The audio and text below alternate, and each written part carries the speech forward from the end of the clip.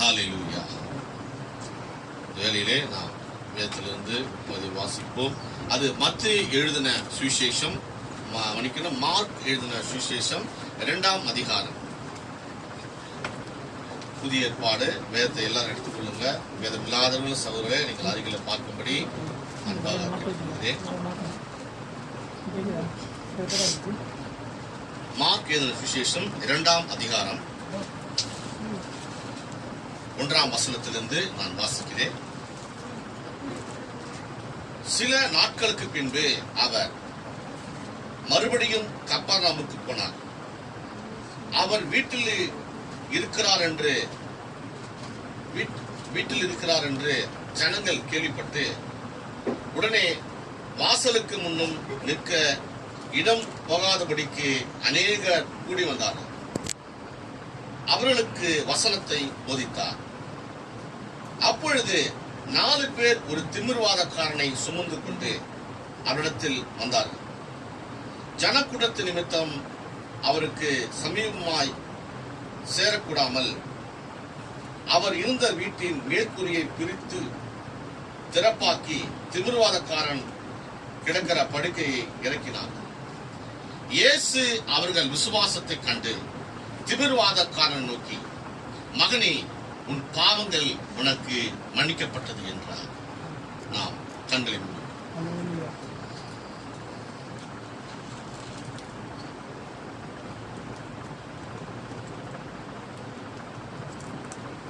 இயேசு என்னை கைவிட மாட்டார். இயேசு என்னை கைவிட மாட்டார். இயேசு என்னை கைவிட மாட்டார். இயேசு என்னை கைவிட மாட்டார். கடும் புயல் வரினும் பெருங்காற்று வீசினும் அவர் என்னை கைவிட மாட்டார். கடும் புயல் வரினும் பெருங்காற்று வீசினும் அவர் என்னை கைவிட மாட்டார். இயேசு என்னை கைவிட மாட்டார். இயேசு என்னை கைவிட மாட்டார். கடும் புயல் வரினும் பெருங்காற்று வீசினும் அவர் என்னை கைவிட மாட்டார். கடும் புயல் வரினும் பெருங்காற்று வீசினும் அவர் என்னை கைவிட மாட்டார். கர்த்தாவே, உம்மை ஸ்தோத்திரிக்கிறோம் ஆண்டவரே. தேவனே, இந்த வேத வாக்கியத்திற்காக நாங்கள் நன்றி செலுத்துகிறோம். கர்த்தாவே, அந்த நாளிலே 2000 ஆண்டுகளுக்கு முன்பாக ஆண்டவரே உம்மை ஒரு திமிர்வாதக்காரன் சந்தித்தான். இதோ கர்த்தாவை நோக்கி நீர் உன் பாவங்கள் உனக்கு மன்னிக்கப்பட்டது என்று சொல்லினான். கர்த்தாவே, இதோ ராஜா, எவ்வளவு ஒரு பாக்கியம் உள்ளவன் என்று நாங்கள் அறிந்திருக்கிறோம். ஆண்டவரே, அவன் உங்களிடத்தில் பாவ மன்னிப்பு கேட்கவில்லை. ஆனால் நீரோ கர்த்தாவே, நீர் மன்னித்த தேவன் ஆண்டவர். இந்த வேலை கூட கர்த்தாவே, இதோ தேவனே உம்மை ஸ்தோத்திரிக்கிறோம். இந்த வேத வாக்கியத்துக்காக நன்றி ஆண்டவரே. இதோ கர்த்தாவே, பரிசுத்த ஆவியானவர் நீர் பேச வேண்டுமா? மாம்ச திரையை மறைத்து ஆண்டவரே நீர் பேசுவீராக. கர்த்தாவே, பேசுறது ஆவியானவர் என்று ஜனங்கள் அறிந்து கொள்ளத்தக்கதாக ஆண்டவரே நீர் கர்த்தாவே பேச வேண்டுமா சொல்லிக்கிறோம். இதோ கர்த்தாவே, எங்கள் தலைகளை தாழ்த்துகிறோம் ஆண்டவரே. வார்த்தையானது தலைக்கு மேலே செல்லாதபடி அது இருதயத்துக்குள்ளாக பாய்ந்து ஆண்டவரே அது கிரியை செய்யத்தக்கதாக ஆண்டவரே நீர் உணர்த்த வேண்டுமாய் செபிக்கிறோம் ஆண்டவரே. இதோ கர்த்தாவே, மாம்ச சிந்தை அல்ல ஆண்டவரே, ஆவியின் சிந்தை எங்களுக்குள்ள வெளிப்படட்டும் ஆண்டவரே. ஓ நீர் பேசுவீராக கர்த்தாவே. வந்திருக்கிற சிறியோர் பெரியோர் சகோதர சகோதரிகளை ஒவ்வொருவரும் நீர் ஆசீர்வதிங்க கர்த்தாவே. இந்த வார்த்தைக்கு தடையாக இருக்கிற எல்லா காரியங்களையும் அப்புறப்படுத்துவீராக. நீரே மகிமையடித்துக் கொள்வீராக. எங்கள் ஆண்டவரும் மீட்பரும் ரட்சகரமாய் இருக்கிற கர்த்தராகிய இயேசு கிறிஸ்துவின் நாமத்தினாலே செபிக்கிறேன். ஆமென். நம் அனைவரும் உட்காரலாம் சகோதர சகோதரி.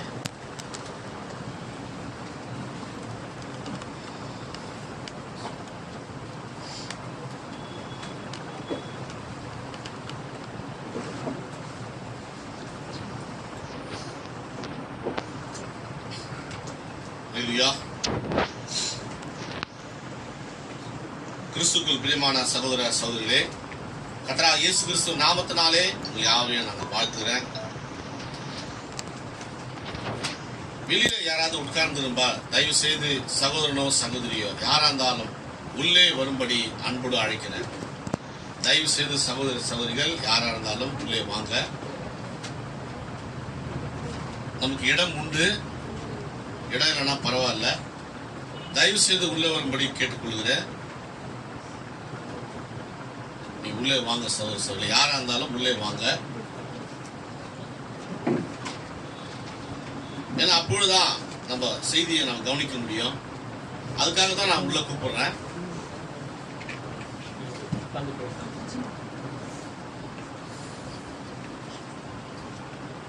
அதே போல சகோதரர்களே சகோதரிகளே, உங்களை நேரத்தோடு வரும்படி அன்பாக கேட்டுக்கொள்கிறேன். 10 மணிக்கு நமக்கு சபைனா நீங்கள் 9:45 நீங்க இங்க வந்துடும். 9 மணிக்கு வந்தாலும் நல்லதுதான். ஆனாலும் சில முடியாத சூழ்நிலை இருப்பவர்கள் 9:45 சகோதரர்களே ஒரு 1/4 மணி நேரத்துக்கு முன்னாடியே உங்களை வரும்படி நான் அன்பாக கேட்டுக்கொள்கிறேன். தயவு செய்து இந்த ஆலோசனையை நீங்கள் கேளுங்கள். ஏன்னா சபை ஆரம்பிக்கிறதுக்கு முன்பே பாதி பேர் தான் வந்திருக்கிறாங்க. பாடல் போகும்போது கொஞ்சம் பேர் வராங்க, செய்தி எடுக்கும் போது சில பேர் வராங்க. சகோதரர்களே சகோதரிகளே, இதை தேவனை நீங்க கனப்படுத்துறது தான். இது என்ன கனப்படுத்துறது கிடையாது. நீங்கள் தேவனை கனப்படுத்துறது உங்க கையில தான் இருக்குது. நாம் வருவதற்கு முன்பே தேவன் இங்க வந்துடுறார் இல்லையா? நீங்க எல்லாம் வந்தபடி தான் வரான்னு நினைக்கிறீங்களா? முன்னாடியே அவர் வந்துடுறார் இல்லையா? அவர் மனவாட்டியை காணும்படி அவர் முன்பே வந்துடுறார் சகோதரர்களே. ஆமா, அதனால அவர் முன்னாடி வந்துடுறாரு, நம்ம பின்னாடி தான் வரோம். நல்ல தயவு செய்து நீங்கள் நேரத்தோடு வரும்படி நீங்கள் அன்பாக கேட்டுக்கொள்கிறேன். கர்த்தர் உங்களை யாவரையும் ஆசீர்வதிப்பாராக. நாம் இப்பொழுது செய்திக்குள்ளாக கடந்து செல்வோம். இந்நாளில் நாம் பார்க்க போற செய்தி மன்னிப்பை குறித்து தான் நம்ம பார்க்க போறோம். இல்லையா? மன்னிப்பு. கடந்த வாரம் பார்ட் 2 மன்னிப்பு பகுதி 2 என்று நம்ம பார்த்தோம். அதுக்கு முன்பாக மன்னிப்பு முதல் பாகமாக அது காணப்பட்டது. இப்போது நம்ம பார்க்க போறது 3வது பாகம். இல்லையா? முதல் பாகம் 2வது பாகம் பிடிச்சவங்க 3வது பாகத்தை கண்டிப்பா பிடிச்சிருவாங்க. இல்லையா? ஏன்னா முதல் பாகம் 2வது பாகம் எப்படி செய்தி போச்சுன்னு தெரியாதவங்களால இதை கொஞ்சம் கிரகிப்பது கொஞ்சம் கடினம் தான். ஆனாலும் இது ஒரு சிலரால் அதை பிடித்துக்கொள்ள முடியும் நான் விசுவாசிக்கிறேன். இல்லையா? கர்த்தர் உங்களை யாவரும் ஆசீர்வதிப்பாராக. நாம் கடந்த வாரத்துல பார்த்தோம், தேவனிடத்துல சில பேர் சென்று மன்னிப்பு கேட்பார்கள், தேவன் சில பேர் மன்னிப்பார். சில பேர் மன்னிப்பு கேட்க மாட்டாங்க, ஆனால் தேவனே மன்னிப்பார். இல்லையா? அந்த போல காரியம் தான் இங்கே நம்ம இந்த வசனத்தை நாம் பார்க்கிறோம். மார்க் 2ஆம் அதிகாரம் 2ஆம் வசனத்தை வாசிப்போம்.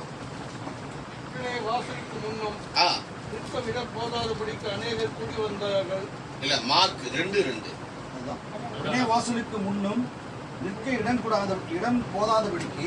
மார்க் 2:2 வாசிங்க.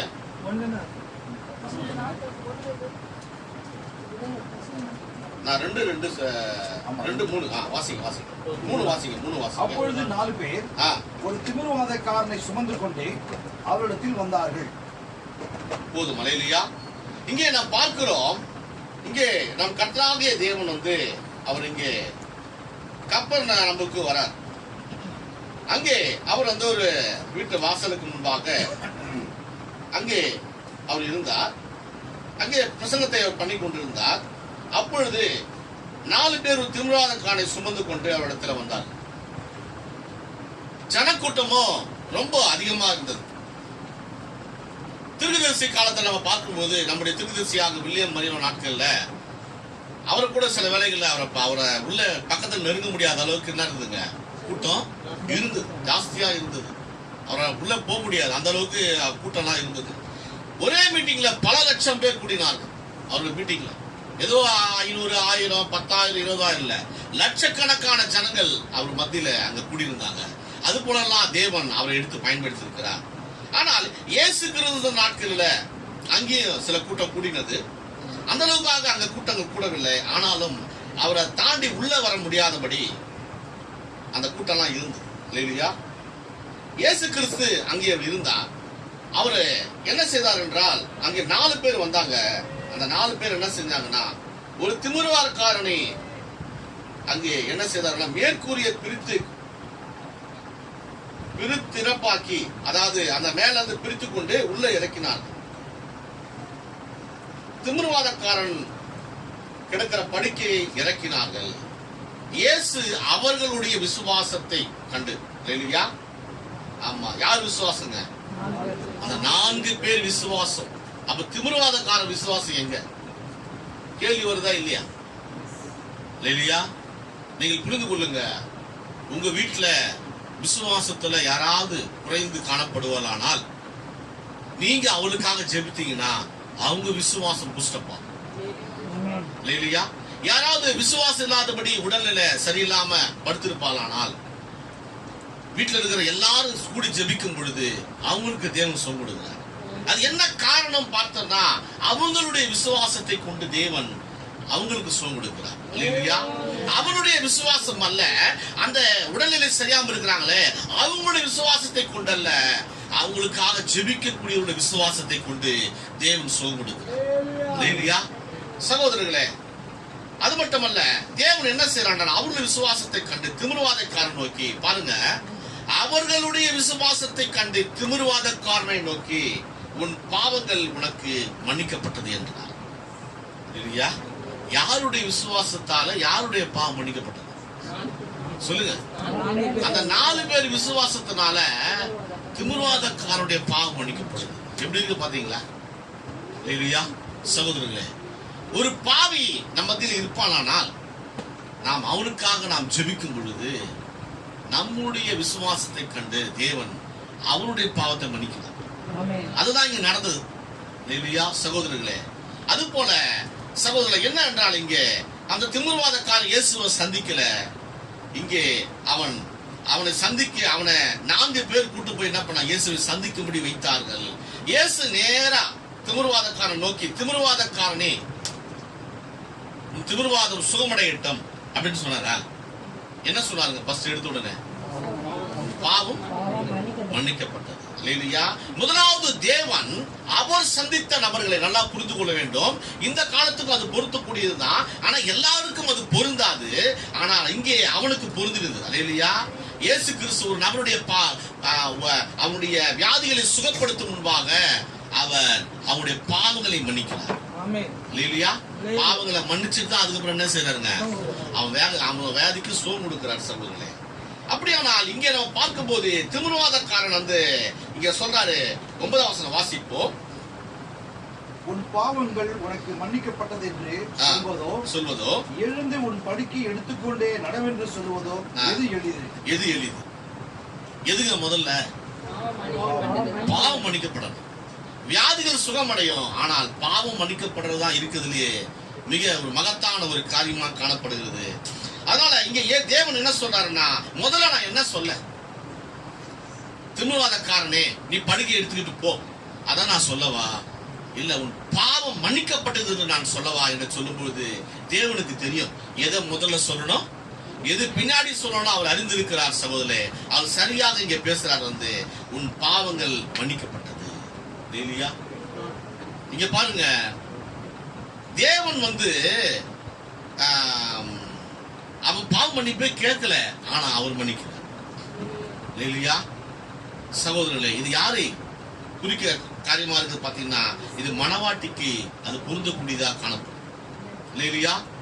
ஆமா, மணவாட்டிய தேவன் அதிகமாக நேசிப்பதனால இல்லையா அவருடைய பாவத்தை தேவன் என்ன பண்ணிடுறாங்க, மன்னிக்கிறார்.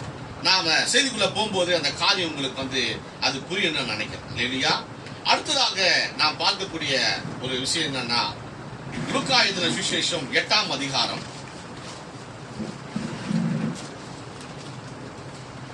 26வது வசனத்தை யாராவது எடுத்து வாசிக்கல. லூக்கா பின்பு 8:26. பின்பு கலிலேயாவுக்கு எதிரான கதரேனுடைய நாட்டில் சேர்ந்தார்கள். அவர் 8:26. ஆமா, 8:26 வாசனம். அவர் கரையில் இறங்கின போது நெடுநாளாய் பிசாசுகள் பிடித்தவனும் வஸ்திரம் தெரியாதவனும் வீட்டில் தங்காமல் பிரேத கல்லறைகளில் தங்கினவனுமாயிருந்த அந்த பட்டணத்தை மனுஷன் ஒருவன் அவருக்கு எதிராக வந்தான். அவன் இயேசுவை கண்டபோது கூக்குரலிட்டு அவருக்கு முன்பாக விழுந்து, இயேசுவே, உன்னதமான தேவனுடைய குமாரனே, எனக்கும் உமக்கும் என்ன? என்னை வேதனைப்படுத்தாதபடிக்கு உம்மை வேண்டிக் கொள்கிறேன் என்று மகா சத்தத்தோட சொன்னான். போதும். அல்லேலூயா. இங்கே நீங்க பார்க்கலாம் சகோதரர்களே, இங்க இயேசு கிறிஸ்து கலிலேயாவுக்கு எதிரான கதரேனுடைய நாட்டிலே சேர்ந்தார். அந்த நாட்டுல எங்க நாட்டுக்கு வாங்க, வந்து பிரசங்கம் பண்ணுங்க, சுவிசேஷம் சொல்லுங்க அப்படின்னு சொல்லிட்டு யாரும் அழைக்கல. இன்னைக்கு பாத்தீங்கன்னா பசங்க என்ன பண்றாங்க, அழைப்பு இல்லாம எங்க போறதில்ல, போறதே கிடையாது, எந்த நாட்டுக்கும் போறதில்லை. அவங்களா போய் வந்து முன்னிருந்து கூட சுவிசேஷம் சொல்றது இல்லை. அழைப்பு கொடுத்தா அங்க போறாங்க, அழைக்கலாம் போறதில்லை. அல்லேலூயா. ஆனா தேவன் பாருங்க, அவர் அழைக்காமே போவார். அல்லேலூயா. அவர் அழைக்காமே போவார். ஏனென்றால் அந்த பிசாசு பிடித்தவனை தேவன் நேசிச்சார். அல்லேலூயா. ஏங்க அங்க போனா அவர் வந்து போன அவசியம் இல்லையே. இல்ல யாராவது கூப்பிட்டாங்களா, உடம்பு இது மாதிரி பிசாசு பிடிச்சிருக்கான் வந்து சோம் கொடுங்க அப்படின்னு சொன்னாங்களா யாராவது? அவங்க வீட்டாரோ மற்ற யாரும் அவர் அழைப்பு கொடுத்தாங்களா? அவருக்கு அவர் யாருமே அழைப்பு கொடுக்கவில்லை. அல்லேலூயா. இங்கே அவர் பார்க்கும் பொழுது அவர் கரையில் இறங்கின போது கலிலேயாவுக்கு எதிரான கதரேயா நாட்டில் சேர்ந்தார்கள். எல்லாரும் அங்க போயிட்டாங்க. சீஷரோடு அங்க போனார் தேவன். இங்க வேதம் சொல்லுகிறது, பிசாசு பிடித்தவனும் வஸ்திரம் தெரியாதவனும் வீட்டில் தங்காமல் பிரேத கலையில் தங்கினுமா இருந்த அந்த பட்டணத்து மனுஷன். அவனுக்கு பிசாசு பிடிச்சிருக்குது, வஸ்திரம் தரிக்கவில்லை. அவன் இருந்த இடம் பிரேத கல்லறை. அவன் எப்படி இருக்கிறான்? கல்லறையில எப்படி இருக்கிறான்? அவன் நிர்வாணமாக அப்படியே சுத்திக்கிட்டு இருக்கிறான் வந்து. அல்லேலூயா. நம்ம இங்க பார்க்கிறோம், அங்கே அந்த மனுஷன் வந்து பிசாசு பிடித்தவன், வஸ்திரம் தெரியாதவன், வீட்டுல இல்ல, அவன் வந்து கல்லறையிலே சுற்றி கொண்டிருந்தான். அப்போ அங்கே இயேசு சென்றார். அல்லேலூயா. இயேசு எங்க போனாரு சொல்லுங்க? ஆமா, அவர் கரையில் இருந்து இறங்கின போது நெடுநாளா பிசாசு பிடித்தவனும் வஸ்திரம் தெரியாத வீட்டில தங்காமல் இருந்தவன் வந்து இயேசுவை கண்டபோது கூக்குரலிட்டு அவருக்கு முன்பாக விழுந்து, இயேசுவே, உன்னதமான தேவனுடைய குமாரனே, எனக்கும் உமக்கும் என்ன? என்னை வேதனைப்படுத்தாதபடிக்கு உம்மை வேண்டிக் கொள்கிறேன் என்று மகா சத்தத்தோடு சொன்னான். இயேசு கிறிஸ்து அவனை வேதனைப்படுத்தும்படியா வந்தார். சொல்லுங்க. அவனுக்கு ரட்சிப்பை கொடுக்கிறதுக்காக, அவனுக்கு பாவ மன்னிப்பை கொடுப்பதற்காக, அவன் பிசாசு பிடியிலிருந்து அவனை விடுதலையாக்கும்படிக்குத்தான் இயேசு அந்த கதரேனுடைய நாட்டுக்கு சென்றார். ஆனா அவர் போன நோக்கமே இன்னொன்னு எதுவுமே ஆரம்பிக்கல. சப்ஜெக்டே அதுக்குள்ள என்ன பண்ணிட்டான் பிசாசு? என்னை வேதனைப்படுத்தவா வந்தி. அல்லேலூயா. சகோதரர்களே, இங்கே பேசுறது யார்? பிசாசு பிடித்தவன். அவன் பேசினானா? சொந்தமான வாய்ஸ்ல பேசினானா? இல்ல யாருங்க பேசுறது? பிசாசு பேசுச்சு. என்னை வேதனைப்படுத்தவா வந்தீர் அப்படின்னு கேட்டா, ஆமா, உண்மையிலேயே அவர் உன்னை வேதனைப்படுத்தத்தான் வந்திருக்கிறார். உண்மை இல்லைங்க? உன்னை வேதனைப்படுத்தும்படியாக, நீ வேதனைப்படுத்தவனை விடுதலையாக்கும்படியாகத்தான் இயேசு அங்க வந்திருக்கிறார்.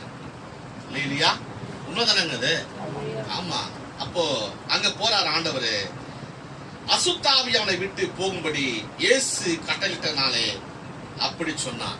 இல்லையா? அவர் கட்டளையிடும் போது வேதனை என்னை படுத்தாதீங்க அப்படின்னு சொல்லிடும். நான் ஆவிகளே அலறிக்கொண்டு அங்க வெளியில போனதை நம்ம பார்க்கிறோம் சகோதரர்களே. இதுல என்ன நம்ம புரிந்து கொள்கிறோம்? இயேசு கிறிஸ்து ஒவ்வொருடைய மனிதனுடைய பாவத்தை மன்னிக்காமல் அவனுக்கு சுகம் கொடுப்பதில்லை. அவர் இல்லையா? நீங்க இந்துல இப்ப வந்து உடல்நிலை சரியில்லை, திடீர்னு நல்லா ஆயிடுச்சு, முஸ்லீம் அவங்க ஜெபிக்கிறாங்க, நல்லா ஆயிடுச்சு, அங்கன்னா பாவம் மன்னிக்கப்பட்டது அப்படின்னு அர்த்தம் போடக்கூடாது. இல்லையா? நீங்கள் புரிந்து கொள்ள வேண்டும். இயேசு சந்தித்த நபரெல்லாம் அவர் பாவத்தை மன்னித்து அவர் சுகம் கொடுத்தார். இல்லையா? ஆமா, அவருடைய தீர்மானத்தின்படி அழைக்கப்பட்டவருடைய பாவத்தை அவர் மன்னித்து அவருக்கு சுகம் கொடுக்கிறார். ஆனா எல்லாருக்குமே அல்ல. இல்லையா? இந்த பிரமாணம் எல்லாருக்கும் செல்லுபடியாகாது. அவர் யாரை நேசிக்கிறார்களோ அவருக்கு மட்டுமே இது பொருந்தும். இல்லையா சகோதரர்களே?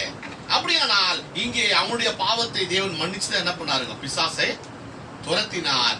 அந்த பிசாசு பிடித்தவனுக்கு நீங்க பாத்தீங்கன்னா அவனுடைய பாவத்தை மன்னித்து அவனுக்கு தேவன் அந்த கட்டிலிருந்து அவனுக்கு விடுதலை கொடுத்தார். இல்லையா? எவ்வளவு நேசிக்கிறாரு அந்த அவனை, எவ்வளவா நேசிச்சார் தேவன். பிசாசு பிடிச்சது எவ்வளவு நேசிச்சார் ஆண்டவர். தன் சீஷரோடு போனார், தான் மட்டும் தனியா போல. எல்லாரோட கப்பலை ஏறி என்ன பண்ணாருங்க? படகை கொண்டு போய் அந்த நாட்டுக்குள்ள போய் அவனை சந்தித்து அவனுக்கு ஒரு பெரிய விடுதலை அவர் இயேசு கிறிஸ்து அவனுக்கு கொடுத்து, இல்லையா? எவ்வளவு பேர் பாருங்களேன், அவர் முறையா மன்னித்து அவனை கட்டிலிருந்து விடுதலை ஆக்கினார். லூக்கா 8:30 வாசிப்போம். இயேசு அவனை நோக்கி உன் பேர் என்னவென்று கேட்டார். அதற்கு அவன் லேகியோன் என்றான். அநேக பிசாசுகள் அவனுக்கு புகுந்திருந்தபடியால் அந்த பெயரை சொன்னான். அல்லேலூயா. மன்னிப்பு கேட்காமலேயே மன்னிக்கக்கூடியது யாருங்க? அவரு தேவன். ஆனா நம்மளால முடியுதா?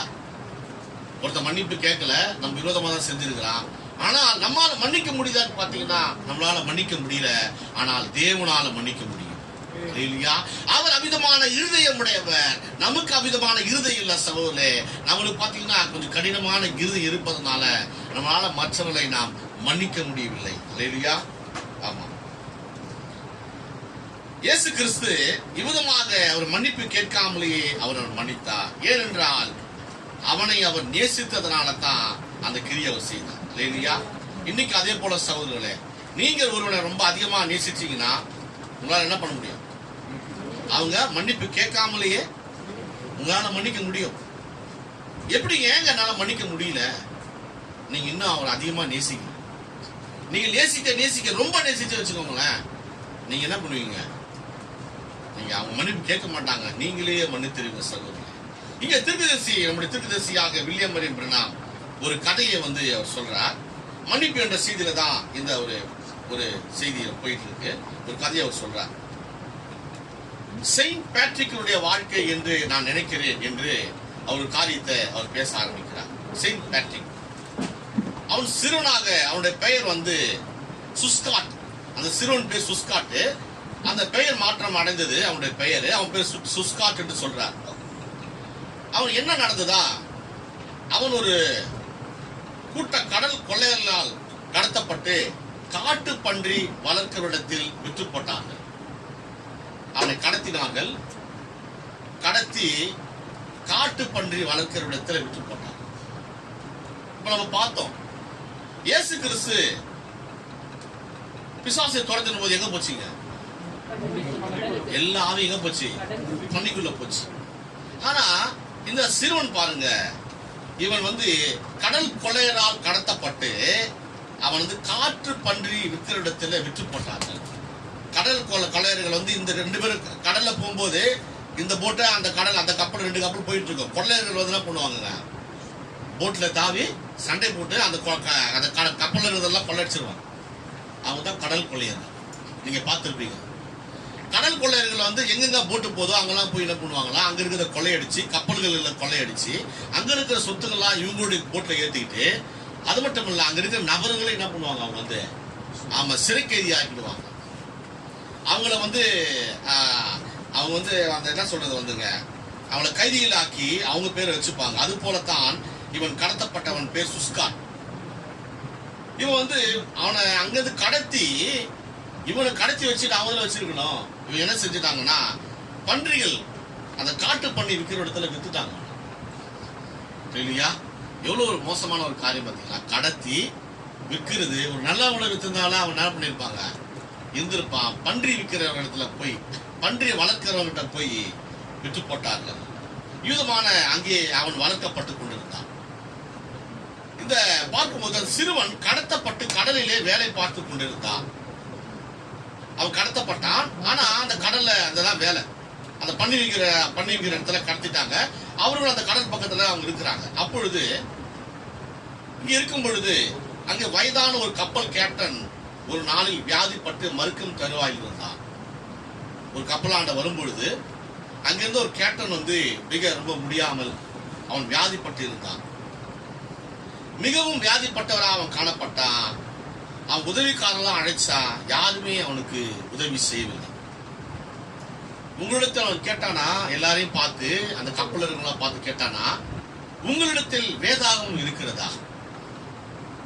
கேட்கும் பொழுது யாரிடத்திலுமே வேதாகமம் இல்லை. அப்போ அந்த ஒரு சிறுவன் சொல்றான், அவனை பார்த்து அவனே சொல்றான், நான் சிறு வயதாக இருந்த போது ஒரு கிறிஸ்தவனாக வளர்க்கப்பட்டேன். இப்பொழுதோ நான் மரிக்கும் இந்த நேரத்தில் இவ்விதமாக மரிக்க விரும்பவில்லை. நீ தேவனுடைய வேதாகமத்தை பெற்றிருக்கிறாயா? யாராவது வச்சிருக்கீங்களா? சொல்லுங்க. நான் சிறுவதாக இருக்கும்போது நான் கிறிஸ்தவனா இருந்தேன். நான் சாகும்போது நான் கிறிஸ்தவனா சாகதான் விரும்புறேன். யாராவது வேதாகமத்தை வச்சிருக்கீங்களா என்று கேட்கும் பொழுது அந்த வேதாகமத்தை யாருமே இல்லை. யாரு கையிலும் பைபிளே இல்லை. கடைசியாக கூட்டத்துல ஒரு சிறு பையன் இருந்தான். அவன் தான் சுஸ்கா. ஐயா, நான் வேதாகமத்தை வச்சிருக்கேன். இல்லையா? பாருங்க, ஒரு சிறு பையன் இடத்துல என்ன இருக்குங்க? வேதாகமம். நான் எப்பொழுதுமே வேதாகமத்தை என்னோடு எடுத்து செல்வேன். நான் ஒரு கிறிஸ்தவன் என்று அந்த கேப்டன் விட்டான் பேச. அதற்கு அந்த கப்பல் கேப்டன் சொல்றாரு, இங்கே வா என் மகனே, நீ எப்பொழுதும் வேதத்தை உன்னோடு சுமந்து செல்வாயா அப்படின்னு அந்த கேப்டன் அவன் பார்த்து கேட்கிறார். அவனும், ஆம், என்னுடைய தாயும் தகப்பனாரும் கிறிஸ்தவர்கள் மற்றும் என்னுடைய ஜீவியத்தை நான் சிறுவனாக இருந்தபோது கிறிஸ்துக்கு ஒப்பு கொடுத்தேன். அது முதற்கொண்டு நான் எங்கு சென்றாலும் அவருடைய வார்த்தை எடுத்து செல்வேன். அதை என் இருதயத்தில் வைத்திருக்கிறேன் என்றான். இல்லையா? சிறுவனை எப்படி நேசிக்கிறாங்க அந்த பைபிள பாருங்க. அவன் கடத்தப்பட்டு அந்த காட்டுப்பன்றி விற்கிற இடத்திலே அவன் விற்கப்பட்டு, சகோதரர்களே, அந்த கப்பலுடைய அந்த கடலாண்ட தான் அவங்க பண்டிகைகள் அங்க அவங்க வளர்த்து கொண்டிருக்கிறார்கள். அங்கதான் வேலை செய்யறான். அங்க அந்த சில கப்பல்கள்லாம் வரும். அங்க வந்து அவன் வந்து பேசும்போது மறு கேப்டனை சந்தித்து அந்த கேப்டன் மாதிரி கேட்கிறார் இடத்துல. அதற்கு அவர், மகனே, நான் மரிப்பதற்கு முன்பாக அதிலிருந்து ஏதாவது ஒன்றை எனக்கு வாசி. இல்லையா? ஒரு கிறிஸ்தவ என்னங்க செய்யணும்? சாகும்போது என்ன பண்ணுமா? வேதத்தை கேட்டுக்கொண்டே என்ன பண்ணுமா? சாகணும். அவன் கேப்டன் வந்து அந்த வாஞ்சிக்கிறான். இல்லையா? இவ்விதமாக இருக்கும் பொழுது சகோதரர்களே, இப்ப நீங்க கூட பாருங்க, அவன் சொல்றான், அந்த சிறிய பையன் ஏசாயா 53:5 எடுத்து இப்படியாய் வாசித்தான். எல்லாரும் நம்ம ஏசாயா 53:5 எடுத்துக்கொள்வோம்.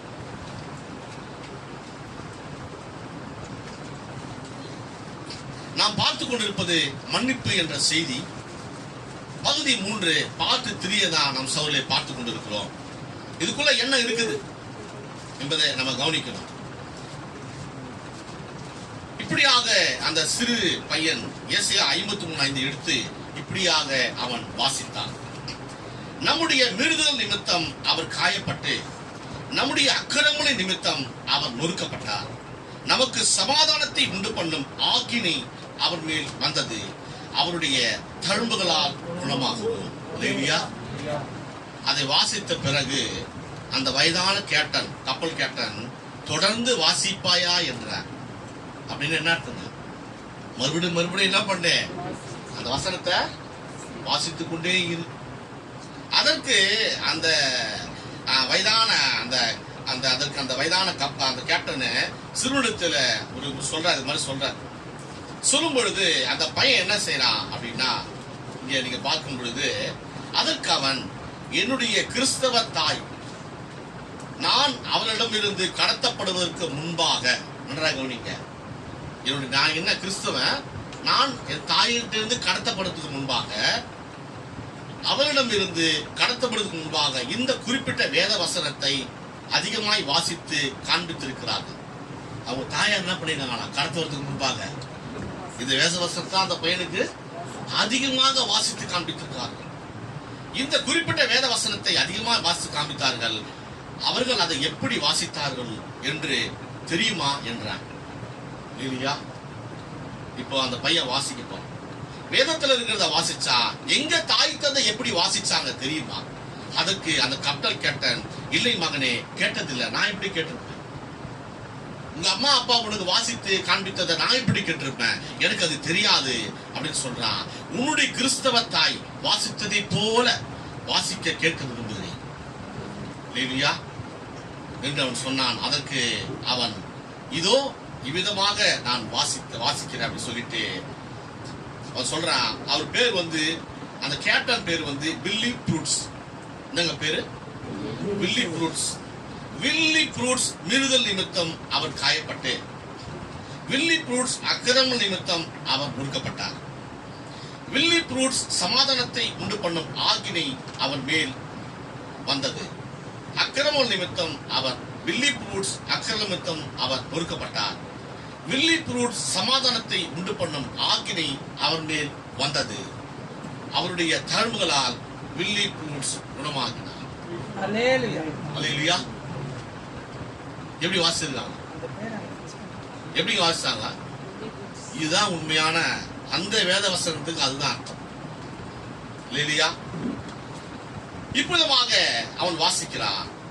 அவர் பேரை வச்சு அந்த இடத்துல அவன் வாசிக்கிறான். அல்லேலூயா. அதற்கு அந்த வயதான கேப்டன், நான் அதை நேசிக்கிறேன். அல்லேலூயா. நான் இதை நேசிக்கிறேன். ஓ, என்னுடைய பெயர் மாத்திரம் அதிலே பொருத்தப்பட்டு வாசிக்கப்படும் என்றால் மகனே அப்படின்னு அவன் கேட்கிறான். அல்லேலூயா. ஆமா, அதற்கு இங்கே மன்னிக்கணும், வில்லி ப்ரூட்ஸ் என்று அவன் வாசித்தது வந்து அவருடைய பெயர் அல்ல, வேற அவருடைய பேர் வந்து வாசிக்கிறான் அந்த இடத்துல வச்சு. அல்லேலூயா. இங்கே கேப்டன் கேட்கிறாரு, மறுபடியும் அவன் வந்து இப்ப அவருக்காக வாசிக்கிறான். அல்லேலூயா. அவன் சொல்றான், நான் முயற்சி செய்கிறேன். ஜான் குவாட்ஸ் அவர் பேர், கப்பலோட்டி பேர். அல்லேலூயா. யார் என்ன பேருங்க? John quartz. இப்ப ஜான் குவாட்ஸுக்காக மறுபடியும் அவன் வாசிக்கிறான். ஜான் குவாட்ஸ் வீல் நிமித்தம் அவர் காயப்பட்டு, ஜான் குவாட்ஸ் அக்கல் நிமித்தம் அவர் நொறுக்கப்பட்டார். ஜான் குவாட்ஸ் சமாதானத்தை உண்டு பண்ணும் ஆக்கினை அவர் மேல் வந்தது. அவருடைய தழும்புகளால் ஜான் குவாட்ஸ் குணமாகினார் என்றார். அல்லேலூயா. அவருடைய சொல்றாரு, அவருடைய தாடியில கண்ணீர் வடிந்து கொண்டிருக்க. யாருடைய தாடியிலங்க? அந்த கேப்டன். கண்ணீர் வடிந்து கொண்டிருக்க, என்னுடைய ஆடைகளை கொடுங்கள், இயேசு கிறிஸ்து என்னை சுகமாக்கினார். அல்லேலூயா. என்னுடைய ஜீவியத்தை அவருக்கு ஒப்புக் கொடுக்கிறேன் என்று சொன்னான். பாருங்கள் சகோதரர்களே, எப்படி இருக்கும் அந்த வேத வாக்கியமானது ஒரு நபரை உயிர்ப்பிக்கிறதாகவும் ஒரு மகத்தான அவனுக்கு சுகமாக்குதலை தருவதாகவும் அங்கு காணப்பட்டது. அவருடைய தழும்புகளால் நான் குணமானேன். John quartz. அல்லேலூயா. ஆமா, அவருடைய தழும்புகளால் குணமானார். அல்லேலூயா. சகோதரர்களே, அது மட்டுமல்ல, வேதத்துல ஒரு வசனத்தை நம்ம வாசிக்கிறோம். சங்கீதம் 103:3 வாசிப்போம். சங்கீதம் 103:3 பாருங்க. அவர் உன் அக்கிரமங்கள் எல்லாம் மன்னித்து, உன் நோய்களை எல்லாம் குணமாக்கி, போதும், உன் பிராணை அழிவுக்கு மீட்டு விலக்கி. அல்லேலூயா. இங்கே பார்ப்போம், அவர் உன் அக்கிரமங்களாம் மன்னித்து உன் நோய்களை குணமாக்கி. அந்த வசனம் என்ன சொல்லுங்க? முதல்ல அந்த வசனம் எதை காண்பிக்குது? உன் அக்கிரமங்களை மன்னித்து உன் நோய்களை குணமாக்கி. அப்ப தேவன் என்ன செய்கிறார்? முதலாவது அவர் மன்னிக்கிறார். அல்லேலூயா. அவர் மன்னித்த பிறகு அந்த அக்கிரமங்களை எல்லாம் அவர் குணமாக்குகிறார். அல்லேலூயா. அந்த ஜான் குவாட்ஸ் இருந்த சொல்றான், அவன் சொல்றான் இங்க வந்து, என் ஆடுகளை கொடுங்கள், இயேசு என்னை சுகமாக்கினார். எப்படி இருக்கும்? தேவன் பாருங்க, ஏசாயா 53:5 எவ்வளவு ஒரு மகத்தான வேதவசனம். அல்லேலூயா. அது உண்மையிலே ஒரு வியாதிக்கு ஒரு மகத்தான மருந்து. ஆமென். அல்லேலூயா. ஏனென்றால், ஆனா இங்க என்ன சொல்லப்படுது என்றால், அவர் பாவத்தை மன்னித்த பிறகுதான் அவர் சுகம் கொடுக்கிறார். ஆமென். அல்லேலூயா. தேவன், ஏனென்றால் அவருடைய கிரி அவிதமாக இருக்கிறது என்பதைத்தான் நம்ம இங்க கண்டுகொள்கிறோம். இந்த வேத வசனமும், அவர் உன் அக்கிரமங்களை மன்னித்து உன் நோய்களை குணமாக்கி. முதலாவது மன்னித்து, பிறகு உன் நோய்கள் என்ன நோயா இருந்தாலும் சரி, அதை அவர் குணமாக்கி என்று வேதம் சொல்லுகிறது. அல்லேலூயா. சொல்றார் தீர்க்கதரிசி, ஓ நண்பனி, நீ மாத்திரம் உன்னுடைய பெயரை போட்டு வாசிப்பாய் என்றால், ஓ நான் என்னுடைய பெயரை போட்டு, வில்லியம் பிரணாம் மீறுதல் நிமித்தம் அவர் காயப்பட்டு, வில்லியம் பிரணாம் அக்கிரம நிமித்தம் அவர் நொறுக்கப்பட்டு என்று தீர்க்கதரிசி விதமாக சொல்றார். அல்லேலூயா. ஆமா, நமக்கு சமாதானத்தை உண்டு பண்ணும் ஆக்கினை அவன் மேல் வந்தது. அவருடைய தழும்புகளால் வில்லியம் பிரணாம் குணமானார். என்று தீர்க்கதரிசி பிரணாம் தன்னை குறித்து சொல்றார். அல்லேலூயா.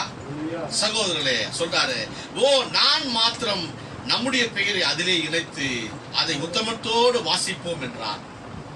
அல்லேலூயா. தேவன் என்ன செய்வாருங்க? ஆமா, உங்கள் பாவத்தை மன்னிப்பா. அல்லேலூயா. நீங்கள் வீட்டுக்கு சென்று என்ன பண்ணுங்க? உங்கள் பேரை போட்டு வாசிங்க.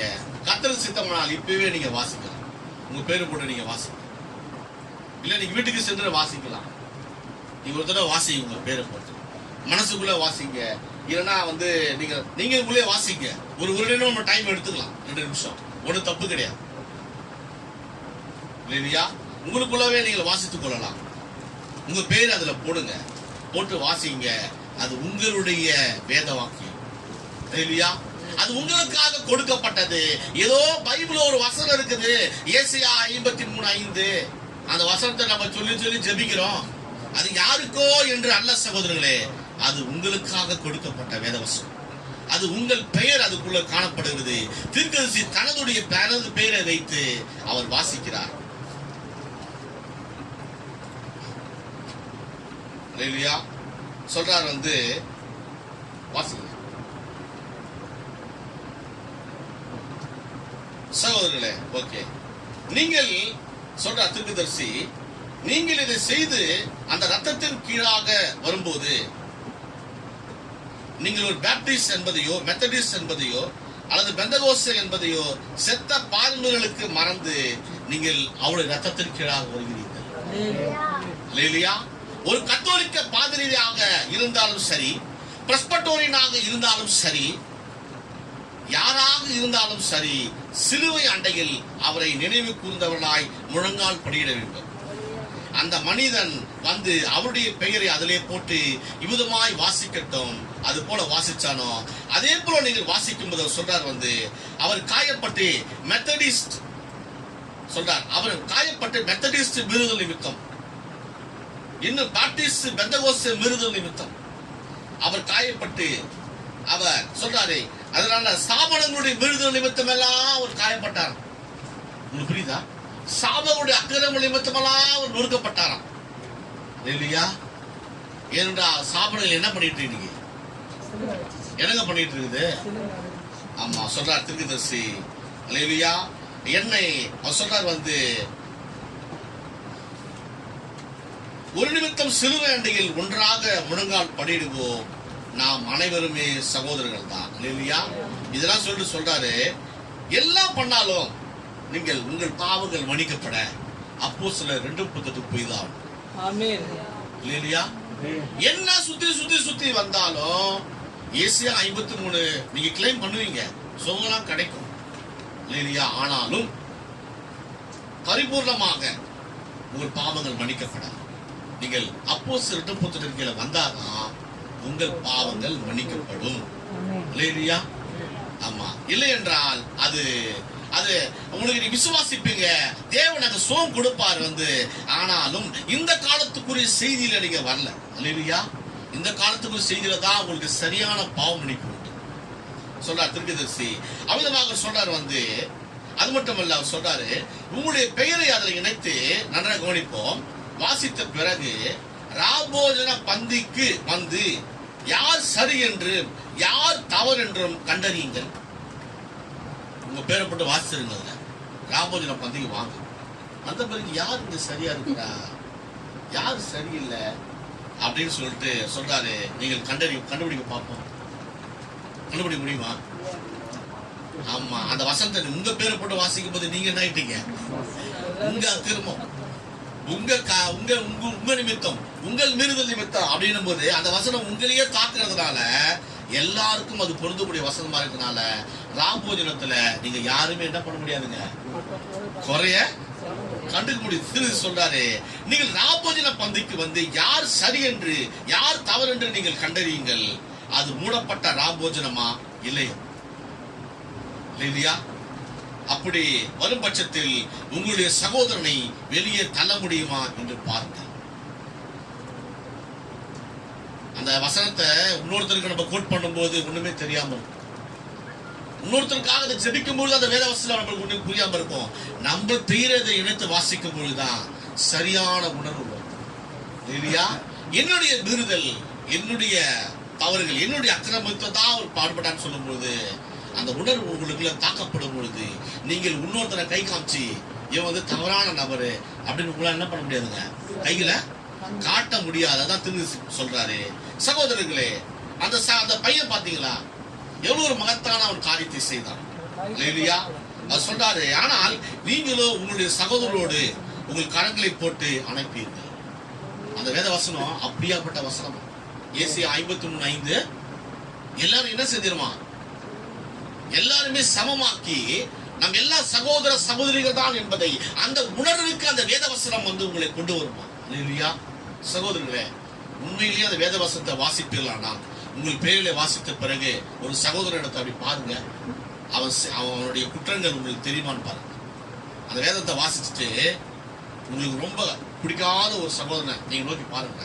அந்த வேதத்தை வாசி அந்த பையனை பாருங்க, எப்படி இருக்கும், எப்படி தெரியும்? நீங்க தான் பசிருப்பீங்க. உங்களுடைய அந்த வேதத்தை என்ன அக்கிரம் நிமித்தம், என்னுடைய மீறுதல் நிமித்தம் வாசிச்சுட்டு எதிராளி அவங்கள ரொம்ப கோபப்படுறீங்க, நீங்க ரொம்ப கோபமா இருக்கிறீங்க, அவன் பிடிக்காத ஒருத்தன், அவன் துரோகி தான். இந்த வேத வசனம் வாசிச்சு அவனுடைய பாருங்களேன், உங்களுக்கு என்ன தோணும் சொல்லுங்க? ஏதாவது உங்களுக்கு வந்து அவன் மேல கோபம் வருவா?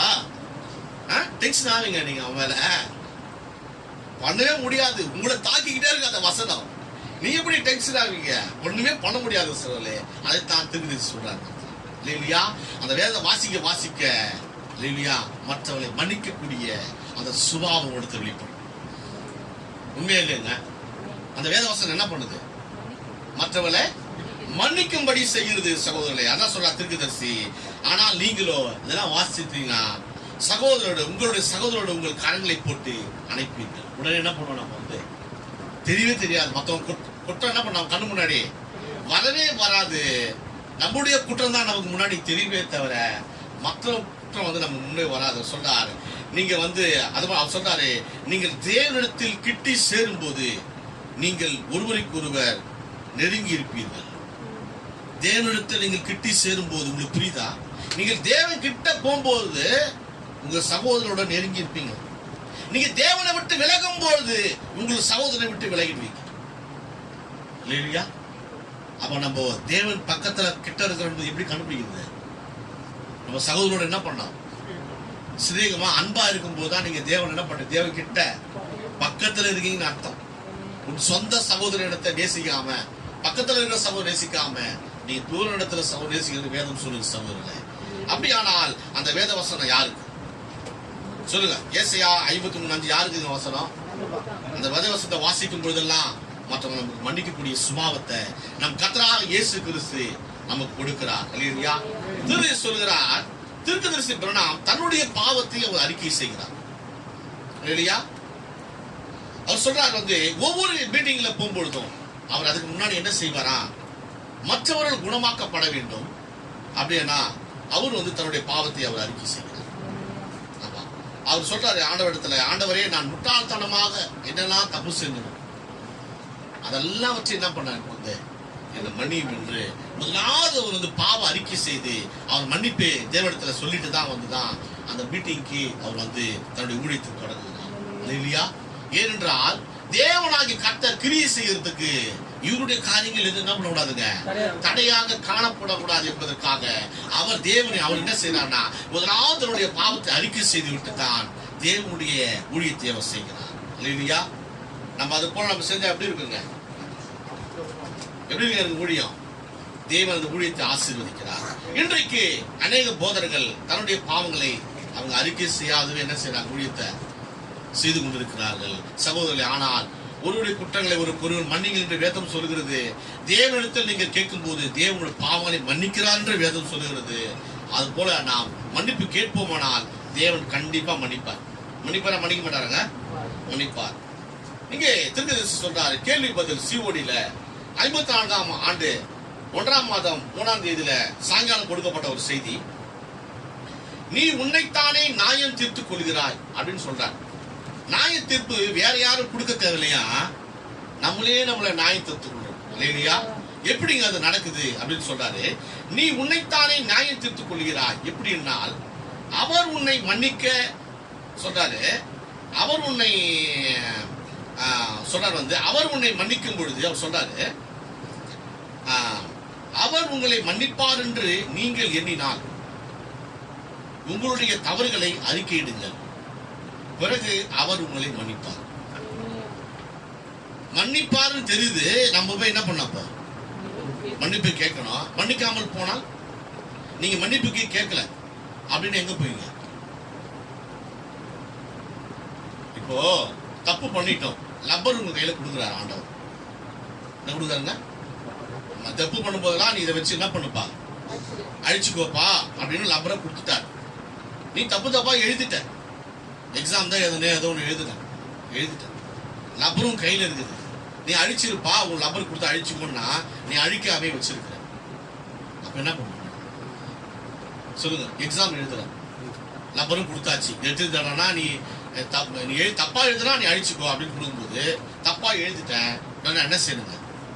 அழிக்கணும். அழிக்காம என்ன பண்றேன்? லப்பரை பாய்ல போட்டுருக்கு, தப்பாவே எழுதிட்டே இருக்கிறேன். கடைசியில போய் பேப்பரை கொடுக்குறேன், அதுக்கப்புறம் என்ன ஆயிடுங்க?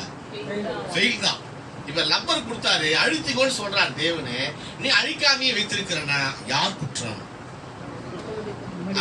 அவர் செய்த குற்றமா அல்லது நீ செய்த குற்றமா? யார் செய்த குற்றங்க? நீ செய்த குற்றம். ஆனாதான் திரும்பி சொல்றாரு, இல்லையா, நீ உன்னைத்தானே நியாயம் தீர்த்துக் கொள்கிறாய்.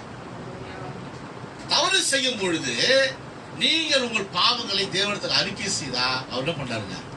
மன்னிக்கிறார். திரும்ப கொண்டாந்து திரும்ப தப்பு பண்ணுவேன், திரும்ப என்ன பண்ணோம்? அறிக்கை செய்யணும். திரும்ப தப்பு பண்ணுவேன், திரும்ப அறிக்கை செய்யணும். ரத்தத்துக்கு கீழாக பாவ மன்னிப்பு இருக்குது, ஆனால் அறிக்கை செய்து கொண்டே இருக்கணும், இல்லையா? அவர் மன்னிக்கிறார். சகோதரர்களே, இப்ப நீங்க எனக்கு மன்னிப்பு வானா அப்படின்னு நினைச்சா நீங்க தான் நியாயத்திற்குள்ளாகும். லாஸ்ட் என்ன எங்க போவோம்? மன்னிக்கப்படாதவன் எங்க போவான்? ஜட்ஜ்மெண்ட் போய் நிற்பான். ஆனால் மன்னிக்கப்பட்டவனுக்கோ தேவனிடத்துல இரக்கம் உண்டு, இல்லையா சகோதரர்களே? ஆனா அவர் சொல்றாரு, நீங்க மன்னிப்புக்குள்ள போனோம், கண்டிப்பா போய் ஆகணும், மன்னிப்பு கேட்டு ஆகணும். ஏனென்றால் மன்னிப்பு கேட்கலனா நீங்களே உங்களை நியாயம் தீர்த்துக் கொள்கிறீர்கள். உங்களுக்கு புரியுதா? இந்த இது புரியுதா சகோதரர்களே? உங்களுக்கு புரியுதா? மன்னிப்பு கேட்கலன்னா நீங்களே என்ன பண்றீங்க? உங்களை நியாயம் தீர்த்துக் கொள்கிறீங்க.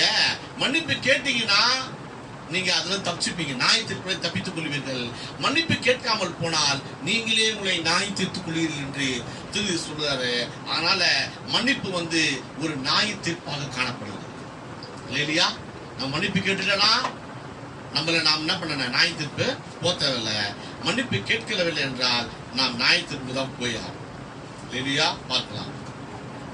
சொல்றார் இங்கே, உன் தவறுகளை நீ மனப்பூர்வமாய் அறிக்கை செய்யும் பொழுது, உன் தவறுகளை மனப்பூர்வமாய் அறிக்கை செய்யும் பொழுது அதை உனக்கு மன்னித்து தேவன் நீதி உள்ளவராயிருக்கிறார்.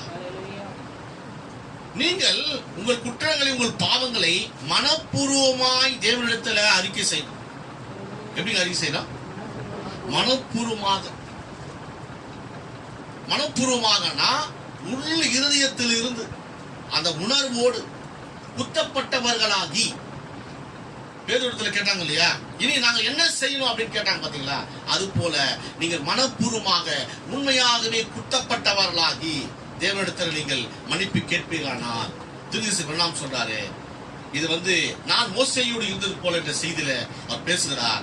இங்கே மனப்பூர்வமாய் நீ கேட்கும் பொழுது தேவன் நீதி உள்ளவராக இருந்து பாவங்களை மன்னிக்கிறார். அநேகருக்கு பாவ மன்னிப்பு கிடைக்காம என்ன காரணம்? அவங்க போய் ஆண்டவரிடத்துல முழங்கால் போட்டு ஆண்டவரே என்ன மன்னின்னு சொல்லுவாங்க, அது உண்மைதான். ஆனா அவங்க என்ன எப்படியாவது தேவன் அணுகல, மனப்பூர்வமாக அவர்கள் மன்னிப்பை பெறவில்லை. ஆண்டவரே மனப்பூர்வமாக தேவனிடத்தில் அறிக்கை செய்யும், சரியான அறிக்கை, அதுதான் உண்மையான பாவ அறிக்கை.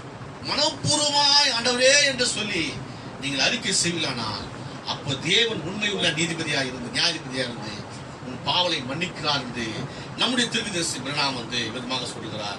சகோதரர்களே, அப்படியானால் நீங்க எப்படி அறிக்கை செய்யணும்? யாரெல்லாம் இங்கிட்டு மனப்பூர்வமா அறிக்கை செய்ய மாதிரி இருக்கீங்க? செய்யுமா? நம்ம நினைக்கிறோம் அம்மா முட்டி போட்டு ஆண்டவரே என்ன பண்ணிங்கன்னா அது மனப்பூர்வமா அறிக்கை செய்யாம நினைச்சு கிடையாது இல்லையா? அது கிடையாது. நீங்க மனப்பூர்வமா அறிக்கை செய்யும் போது உங்கள் கண்கள் கலங்கும் இல்லையா? நீங்க குத்தப்பட ஆவீர்கள். உங்களுக்குள்ள ஒரு பயம் வரும். ஐயோ இப்படி நான் தப்பு பண்ணிட்டேன் என்ற அந்த உணர்வுக்குள்ள நீங்கள் தாக்கப்பட்டு அப்ப அறிக்கை செய்வீங்க. உங்களுக்கு கண்ணீர் வரும், உங்களுக்கு கலங்கி போயிடும், இருதயமே வெடிக்கிற போல காணப்படும். அப்பொழுது அந்த அறிக்கை தான் சொல்லுங்களே, அதுதான் உண்மையான அறிக்கை இல்லையா? அது மட்டுமல்ல, சொல்றார் எந்த மனிதனும் எந்த தேவனும், நன்றாக கவனிங்க, இது இப்பொழுது இப்ப சொல்றார், இப்ப இருக்கிற காலத்துக்கு எந்த மனிதனும் எந்த தேவனும் தேவ தூதனும், பாருங்க, எந்த மனிதனும் எந்த தேவ தூதனும் தேவனும் கூட, நன்றாக கவனிங்க, தேவனும் கூட பாவங்களை உங்களுக்கு மன்னிக்க முடியாது. வித்தியாசமா இருக்குது. எந்த மனிதனும் எந்த தேவ தூதனும் யாருமே தேவனும் கூட உங்கள் பாவங்களை மன்னிக்க முடியாது சொல்லிட்டு சொல்றாரு. அது ஏற்கனவே செய்தாகிவிட்டது. இப்போ மன்னிக்க முடியாது. ஆனா எப்ப பண்ணிட்டாரா? முன்னாடியே செய்து விட்டார். ஏற்கனவே செய்து விட்டது. இயேசு அதை சிலுவையில் செய்து முடித்தார். இப்ப நீங்க மன்னிக்கிறீங்க வச்சுக்கோங்க. ஒருத்தனை இப்ப நீங்க தப்பு பண்ணிட்டான், நீங்க மன்னிக்கிறீங்க. தேவனுக்கு விரோதமா தப்பு பண்ணிட்டீங்க, நீங்க போய் தேவனிடத்துல மன்னிப்பு கேட்கறீங்க. இதெல்லாம் இப்பதான் நடக்குது போல அப்படின்னு நினைச்சிடாதீங்க. அது சிறுவிலேயே முடிஞ்சிடுச்சு. அல்லேலூயா. செய்யறதுக்காக, செய்ய போவதற்காக, எல்லாவற்றுக்காகவே தேவன் சிறுவில் என்ன பண்றாருங்க?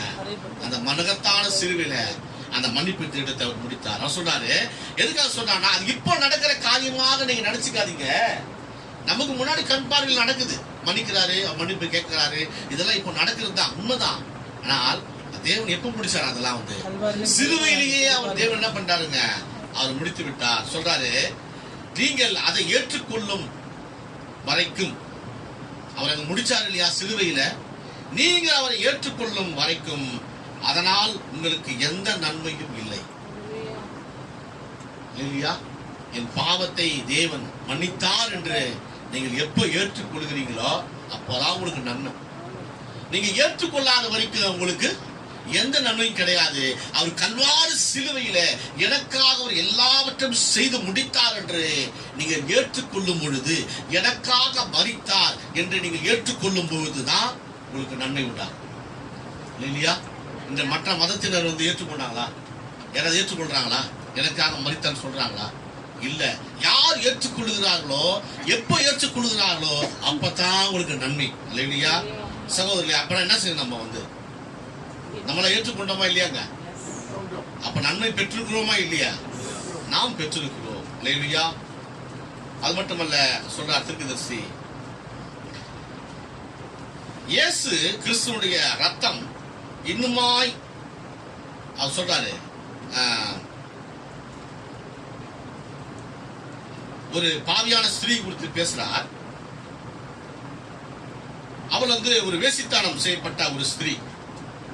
ஆனா அவர் சொல்றார் தீர்க்கதரிசி, இயேசு கிறிஸ்துவின் ரத்தம் இன்னுமாய் அவளுக்காக பிரயாசித்தம் செய்து கொண்டிருக்கிறது இல்லையா? ஒரு விபச்சாரம் பண்ணின ஸ்திரீயே சொல்றாரு. அவர்கிட்ட அவங்க ஜெபிக்கிறதுக்காக வராங்க. அங்க திருச்சூரத்துல பேசுறாரு, இயேசு கிறிஸ்து ரத்தம் அந்த விபச்சார ஸ்திரீக்காக அவர் பிரயாசித்தம் பண்ணிட்டு இருக்கிறார் இல்லையா? அவருடைய ஆத்மா இந்த சரீரத்தை விட்டு செல்கிறது மாத்திரத்தில் அவள் அதுக்கு புறம்பாக கடந்து செல்கிறாள். அவள் இரக்கத்தின் மேல் சென்று நியாயத்தீர்ப்புக்குள் செல்கிறாள். தேவன் ஏற்கனவே அவளை நியாயம் தீர்த்து விட்டார் இல்லையா?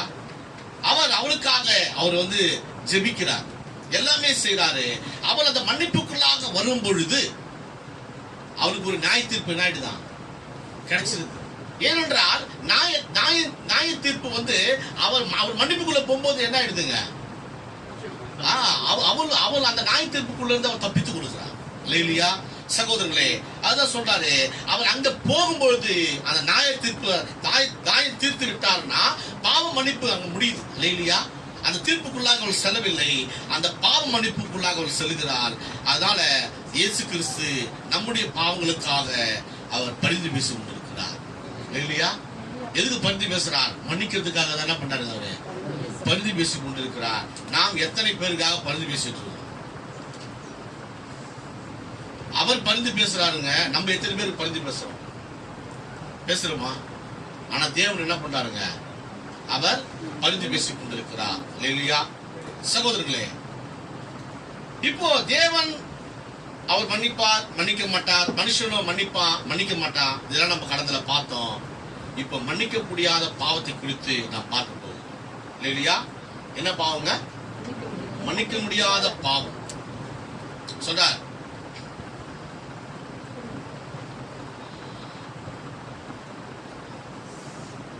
குருவானவர் பேசிக் கொண்டிருந்தேன். ஒரு குருவான இடத்துல திரும்பி பேசிக் கொண்டிருக்கிறார். உங்கள் குருவானவர் அல்ல, கத்தோலிக்க குருவானவரிடம் அவர் பாவத்தை மன்னிக்க இயேசு சொன்னார். அது மாதிரி அதிகாரம் கொடுத்திருக்கிறார். யாருக்குங்க? குருவானவர். எவருடைய பாவங்களை மன்னிக்கிறீர்களோ அவைகள் அவர்களுக்கு மன்னிக்கப்படும், எவருடைய பாவங்களை மன்னியாது இருக்கிறீர்களோ அவைகள் அவர்களுக்கு மன்னிக்கப்படாதிருக்கும் என்று அவர் கூறியுள்ளார் அப்படின்னு குருவானவர் சொல்றார். உண்மையா இல்லையா? அவர் குருவானவர் யார் பாவத்தை மன்னிச்சார்னா எல்லாம் மற்ற பாவம்னா எழுங்க மன்னிக்கப்பட்டுவிடும். குருவானவர் பாவத்தை மன்னிக்கவில்லை என்றார், பாவங்கள் மன்னிக்கப்படாது. இந்த வசனத்துக்கு அவர் குருவான விளக்கம் கொடுக்கிறார். அதற்கு அது உண்மைதான் திரு சொல்றார், உண்மைதான். ஆனால் அதை எப்படி செய்தார் என்று கவனிப்போம். அந்த வேத வசனம் எப்படி நிறைவேறும் சொல்றார். அப்போஸ்தலர்கள் எவ்வாறு அவருடைய கட்டளையை நிறைவேற்றினார்? அவர் யார்கிட்ட சொன்னாரு? வந்து சொல்லுங்க. குருவானோட சொன்னாரு, எவருடைய பாவங்களை மன்னிக்கிறீர்களோ அவருடைய பாவங்கள் மன்னிக்கப்படும், எவருடைய பாவங்களை மன்னியாதிருக்கிறீர்களோ அவருடைய பாவங்கள் சொன்னார் இல்லையா? குருவானோட சொன்னாரு, அப்போஸ்தலர் சொன்னார். இன்று கத்தோலிக்க குருவானர் செய்யும் விதத்தில் அல்ல. அது போலவா அப்போஸ்தலர் செஞ்சாங்க? ஒரு பாவ இதை வச்சுட்டு வந்து இங்க பக்கத்துல என்ன பண்ணுங்க, குசூசு என்ன பண்ணா பாவத்தை அறிக்கை செய்யும். அவர் என்ன பண்ணுவாரு? ஆமா, ஒரு 5 பரலோக மந்திரம், 5 மங்கள வார்த்தை. உங்களுக்கு தெரியுமான்னு தெரியாது, ஆசிரியர்களுக்கு தெரியும். இது என்ன பண்ண சொல்லிடுன்னு வர அவன் போய் முழங்கால் படிட்டு அதை பேசுவான். உடனே அது பண்ணி முடிச்ச உடனே அவன் பாவம் மன்னிக்கப்படுது என்று அவன் சொல்றாங்க. அது சொல்றார் இங்கே. ஆனால் முதலாவது குருவானவர் யார்? தேவன் தான் குருவானவர். சரி, ரோமன் கத்தோலிக்க மார்க்கம் சொல்கிற பிரகாரமாக முதல் குருவானவர் யார்? பேதுரு தான் குருவானவர். இந்த குருவானவர் சொல்றாரு, எவ்வளவு பாவங்களை மன்னிக்கிறது சொல்லப்பட்டிருக்க. நான் மன்னிச்சேன்னா அவங்களோட பாவத்தை மன்னிக்கிறேன், நான் மன்னிக்கலன்னா அவங்க பாவம் மன்னிக்கப்படலன்னு சொல்றாரு இந்த குருவானவர். ஆனா திரும்பி சொல்றாரு, முதலாவது குருவானவர் யார்? எல்லாருக்கும் குரு தேவன். சரி, நீங்க சொல்ற முதலாவது குருவானவர் யார்? பேதுரு தான் முதலாவது குருவானவர். சொல்றாரு, அவனை நீங்கள் எப்படி அழைக்க விரும்பினால் ராஜ்யத்தின் திறவுகோள்களை கொண்டிருந்தான். முதலாவது குருவானவர் என்ன வச்சிருந்தானா? பரலோக ராஜ்யத்தின திறவுகோள்களை வைத்திருந்தான். அதை எப்படி செய்ய வேண்டும் என்று கூறினான். பாவ மன்னிப்பை எப்படி கொடுக்கணும்னு அவனுக்கு தான் தெரியும். முதலாவது குருவானவனுக்கு தான் பாவ மன்னிப்பு எப்படி கொடுக்கணும்னு தெரியும். அவனுக்கு தான் சொல்லுவான், எவருடைய பாவங்களை மன்னிக்கிறீங்களோ அவருடைய பாவங்கள் மன்னிக்கப்படும். ஆனா அது எப்படி மன்னிக்கணும், மன்னிக்கப்படும் என்பதை அந்த குருவானவருக்கு வெளிப்படுத்தி இருந்தார் தேவன் இல்லையா? பாருங்க, சொல்றாரு, நீங்கள் சொல்றாரு, அவன் நீங்கள் மனம் திரும்பி ஒரு பாவ மன்னிப்புக்கென்று இயேசு கிறிஸ்துவின் நாமத்தில் ஞானஸ்நானம் பெற்றுக் கொள்ளுங்கள், அப்பொழுது பசுத்தாவின் வரத்தை பெறுவீர்கள். வாக்குத்தத்தமானது உங்களுக்கு, உங்கள் பிள்ளைகளுக்கும் நம்முடைய தேவனை கர்த்தர்களுக்கு யாருக்கும் தூரத்தில் என்று சொல்லி தேவன் இன்னமும் அழைத்துக் கொண்டிருப்பாரானால் நீங்கள் மருந்து சீட்டில் உள்ள அதையே பின்பற்றினால் உங்களுக்கு அதே அனுபவம் உண்டாயிருக்கும். அந்த முதலாவது குருவானவர் எப்படி மன்னிச்சாருன்னா, அப்போஸ்தலர் 2:38 அழைத்து கொண்டு சென்று, இது போல நீங்க செஞ்சீங்கன்னா தேவன் உங்களை மன்னிப்பாரு, இவரும் அவனை மன்னிச்சுப்பாரு இல்லையா? அவர் தனக்கு சொந்த அதிகாரம், எந்த ஒரு மனிதனுக்கும் சொந்த அதிகாரம் கிடையாது பாவத்தை மன்னிக்கிறதுக்கு. திரும்ப உங்களுக்கு இருக்கா? ஏனென்றால் பாவம் இல்லாதவனை தான் பாவம் செய்யற மன்னிக்க முடியும். நம்மளே பாவி போய் இன்னொரு பாவி மன்னிக்க முடியுமா சொல்லுங்க? அப்படியானால் குருவானவர் ஒரு பாவி தான் உண்மையே இல்லைங்க. ஆமா, அவன் பாவம் தப்பு பண்ணிட்டு வரானே, அவனும் ஒரு பாவி. இவரு வந்து பாவ அறிக்கை செய்யறானா, மறுபடியும் இவரை வந்து அவன்கிட்ட பாவ அறிக்கை செய்ய சொல்லுங்க. இவனை காட்டிலும் அதிகமா இருக்கும். யாருங்க? குருவானர் வந்து பாவ அறிக்கை செய்த வந்த நபர் இடத்துல, ஐயா நான் பாவ அறிக்கை செய்யறேன், உங்க பாவத்தையும் கொஞ்சம் அறிக்கை செய்யுங்க அப்படின்னு அவங்க கேட்டான்னு வச்சுக்கோங்க. அவர் அறிக்கை செஞ்சார்னா உண்மையிலே சொல்றேன், அடுத்த தடவை இவங்க வந்து பாவ அறிக்கை அவர்கிட்ட செய்ய மாட்டாங்க. இல்லையா என்றால் உன்னை காட்டில எப்படி இருக்குங்க, மிக அதிகமாக காணப்படும் சகோதரர்களே. அண்ணா சொல்றாரு, பாவங்களை மன்னிப்பதற்கு பேதுரு, உன் பாவம் மன்னிக்கப்பட்டது, நீ உன் பாவம் மன்னிக்கப்பட்டது, உன் பாவம் மன்னிக்கப்பட்டது எங்கன்னா பேதுரு சுத்திட்டு இருந்தாரா? எவனை பார்த்தாலும் எனக்கு அதிகாரம் கொடுத்துட்டாருங்க ஆண்டவர் இயேசு. தெரியுமா என்ன அதிகாரம் தெரியுமா? எவன் பாவத்தை மன்னிக்கிறியோ அந்த பாவம் மன்னிக்கப்பட்டு சொல்லிட்டாரு. வா உன் பாவத்தை மன்னிக்கிறேன், இங்கே வா உன் பாவத்தை மன்னிக்கிறேன் வேதத்துல கூப்பிட்டு பேதுரு அவனை கூப்பிட்டு உன் பாவம் மன்னிக்கப்படுது, உன் பாவம் பண்ணி சொல்லிட்டு இருந்தாரா? நீங்க சொல்லிட்டு இருந்தாராங்க பேதுரு. ஆனா என்ன செய்து கொண்டுதான் பேதுரு?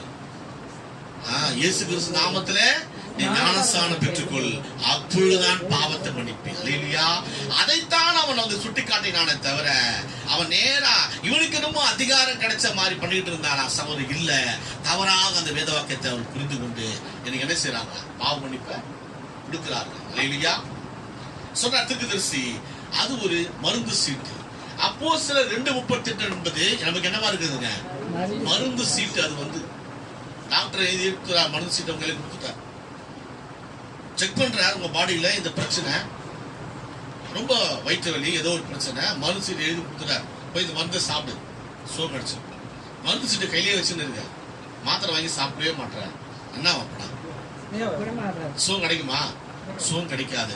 அப்போஸ்தலர் 2:38 தான் மருந்து சீட்டா காணப்படுகிறது. பாவ மன்னிப்புக்கென்று கர்த்தராகிய இயேசு கிறிஸ்துவின் நாமத்திலே அந்த ஞானஸ்நானம் பெற்றுக்கொள்வோம் எவனோ அவன் மருந்து சீட்டை உடையவனாக காணப்படுகிறான். அல்லேலூயா. இன்னும் பெறாதவன் மருந்து சீட்டு இதுதான் தெரியுது, ஆனா அந்த மருந்து சீட்டை வாங்கி அதை சாப்பிட அவனால முடியல. இல்லையா? பாருங்க, மருந்து சீட்டு ஓப்பனாவே இருக்குதுங்க, ஓப்பனா இருக்குது பாருங்க மருந்து சீட்டு. இந்த பாவம் மன்னிக்கப்படுறதுக்கு இந்த மருந்து சீட்டு. அப்போஸ்தலர் 2:38 நம்ம என்ன பண்ணலாம், மருந்து சீட்டு சொல்லி எழுதி கூட என்ன பண்ணலாங்க, ஒட்டலாம், தப்பே கிடையாது. நீங்க பாவம் மன்னிக்கப்படனா, ஆமா பிரதர், இதோ பிரதர் பாவத்துக்கு பிரயாசத்தம் மருந்து சீட்டு தான், இதை படி நீங்க செய்யுங்க, உங்க பாவம் மன்னிக்கப்படும். இல்லையா சகோதரர்களே? அவர் சொன்னார் வந்து, அப்படியானால் யாருடைய பாவத்தை ஒரு பாவி இன்னொரு பாவியுடைய பாவத்தை மன்னிக்க முடியாது. எவருடைய பாவங்களை மன்னிக்கிறீர்களோ என்று தேவன் சொன்னார், அவனுக்கு எப்படி பாவ மன்னிப்பை பெற்றுக் கொடுப்பது என்றதும். இல்லையா? ஆமா, நம்மளை மன்னிக்க சொல்றார் தேவன். தனிப்பட்ட விதத்துல ஒருத்தருடைய பாவத்தை நம்ம மன்னிக்க சொல்றார். அது உண்மை, அது உண்மைதான். குற்றம் தவறு செய்வானால் அவன் கேட்கும் போது அவனை மன்னிங்கன்னு சொல்றார் சகோதரே. ஆனால் நீங்கள் மன்னிக்கும் பொழுதுதான் உங்களை தேவன் மன்னிக்கிறார், அந்த பிரமாணத்தை வச்சிருக்கிறார். இல்லையா? நீங்க மன்னிப்போது உங்கள் பாவங்களை மன்னிக்கிறார், நீங்கள் மன்னியாது விட்டால் உங்கள் பாவத்தை தேவன் மன்னிக்க மாட்டாரு. ஆனால் இதெல்லாம் நடந்து கொண்டிருந்தாலும் அப்போஸ்தலர் 2:38 காண வச்சுக்கோ. அந்த இடத்துல என்ன ஆயிடும், நீங்க செய்த தப்ப நான் மன்னிச்சிடறேன், நான் செய்த ஒன்று மன்னிச்சிடறேன், எல்லாம் உண்மைதான். ஆனா என் பாவம் முழுவதுமாக கழுவப்பட வேண்டும், முற்றிலுமாக மன்னிக்கப்பட வேண்டுமானால் நீங்கள் அப்போஸ்தலர் 2:38 போனாதான் அங்கதான் தேவன் அதுக்கு மன்னிச்சுட்டு வச்சிருக்கிறார். அல்லேலூயா. சகோதரர்களே, சொல்றார் தீர்க்கதரிசி, இந்த இப்படியாக இருக்கிற பட்சத்துல அந்த முதலாம் குருவானவர் பேதுரு தான், அவன்கிட்ட தான் எல்லாமே இருக்குது.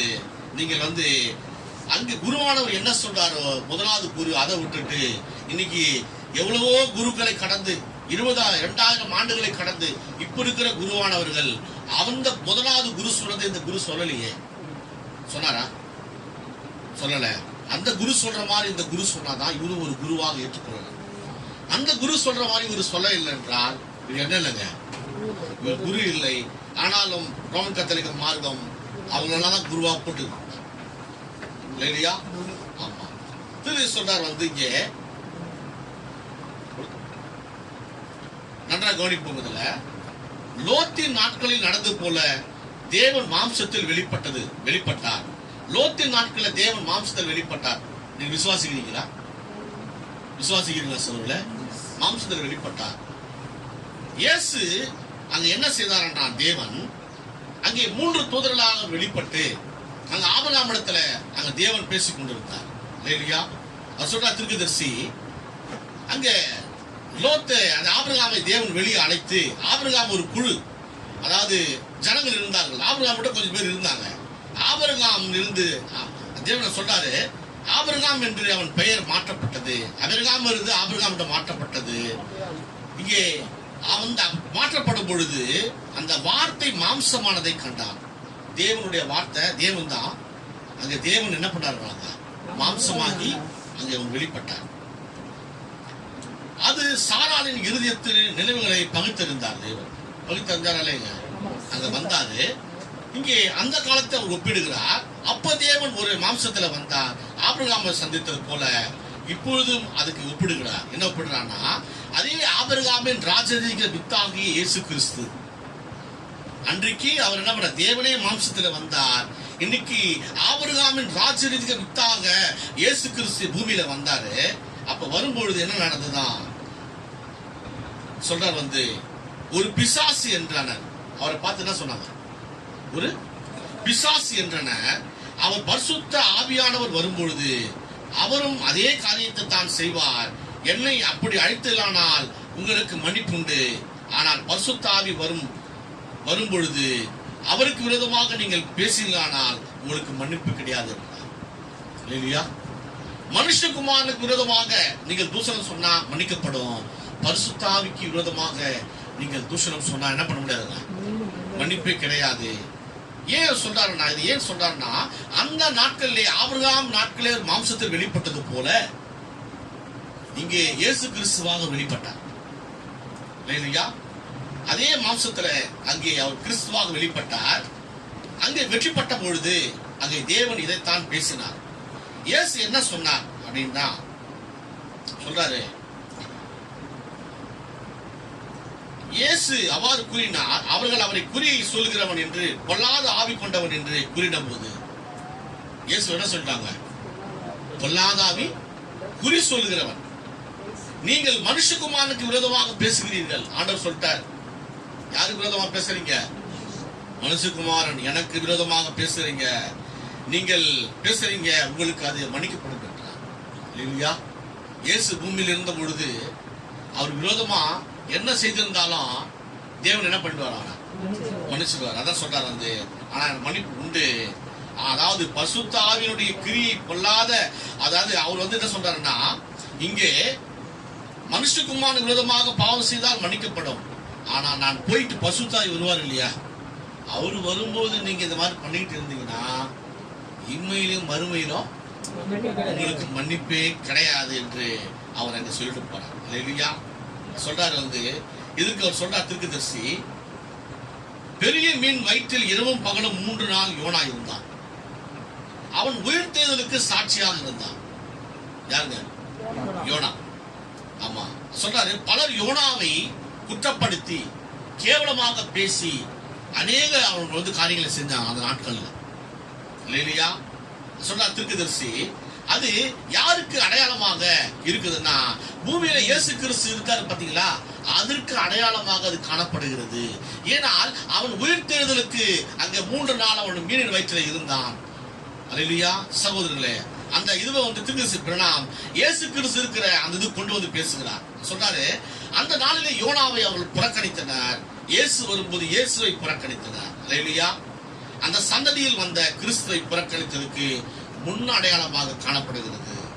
இல்லையா? சொல்றாரு, அப்பொழுது நடந்து கொண்டிருந்தது அதை காட்டிலும் பெரிய புறக்கணித்தல். யோனாவை புறக்கணிச்சாங்களே, அதை காட்டிலும் இயேசுவை புறக்கணிக்கும் பொழுது என்ன நடந்ததுதான், அது ஒரு பெரிய புறக்கணிக்காக காணப்பட்டது. சகோதரர்களே, இல்லையா? சொல்றா தீர்க்கதரிசி, அப்படி ஒரு பெரிய புறக்கணிப்பாக காணப்படுவதையே இயேசு கிறிஸ்து மன்னிப்புண்டுன்னு சொன்னாங்க. இல்லையா? உங்களுக்கு புரியுதா? யோனா உயிர்த்தெழுதலுக்கு அடையாளமா இருக்கிறான். 3 நாள் மீன் வயிற்று இருந்தது, அவனையும் புறக்கணிச்சாங்க. அது இயேசு கிறிஸ்துக்கு அடையாளமா இருக்குது. அதே சந்ததியிலே வந்த இயேசு கிறிஸ்து பூமிக்கு வந்திருக்கிறார். இவரையும் அவங்க புறக்கணிக்கிறாங்க. அந்த புறக்கணிப்பை காட்டிலும் இந்த புறக்கணிப்பு பெரிதாக இருக்கிறது. ஆனால் இந்த புறக்கணிப்பு பெரிதாக காணப்பட்டாலும் இதுக்கு மன்னிப்புண்டு இயேசு சொல்லியிருக்கார். இல்லையா? சொல்ற தீர்க்கதரிசி, அந்த சந்ததிக்கு மன்னிப்புண்டு, ஆனால் பரிசுத்த ஆவி கேலி செய்யும் இந்த சந்ததிக்கோ எந்த சந்ததிக்கு? இப்ப இருக்கிற சந்ததிக்கு மன்னிப்பே கிடையாது. நாம் பரிசுத்தாவை புறக்கணித்தால் இயேசு கிறிஸ்துவை இந்த மாம்சத்தில் இருந்த நாட்களில் அவரை புறக்கணித்தவரை காட்டிலும் மோசமானவர் இல்லையா?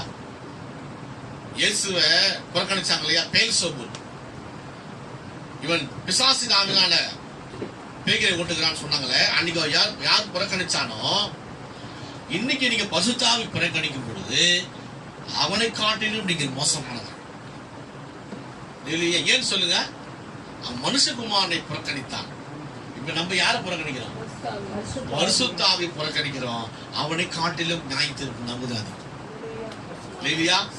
சகோதரர்களே, அப்படி புறக்கணிப்பு ஒரு பயங்கரமான ஒரு காரியமாக காணப்படுகிறது.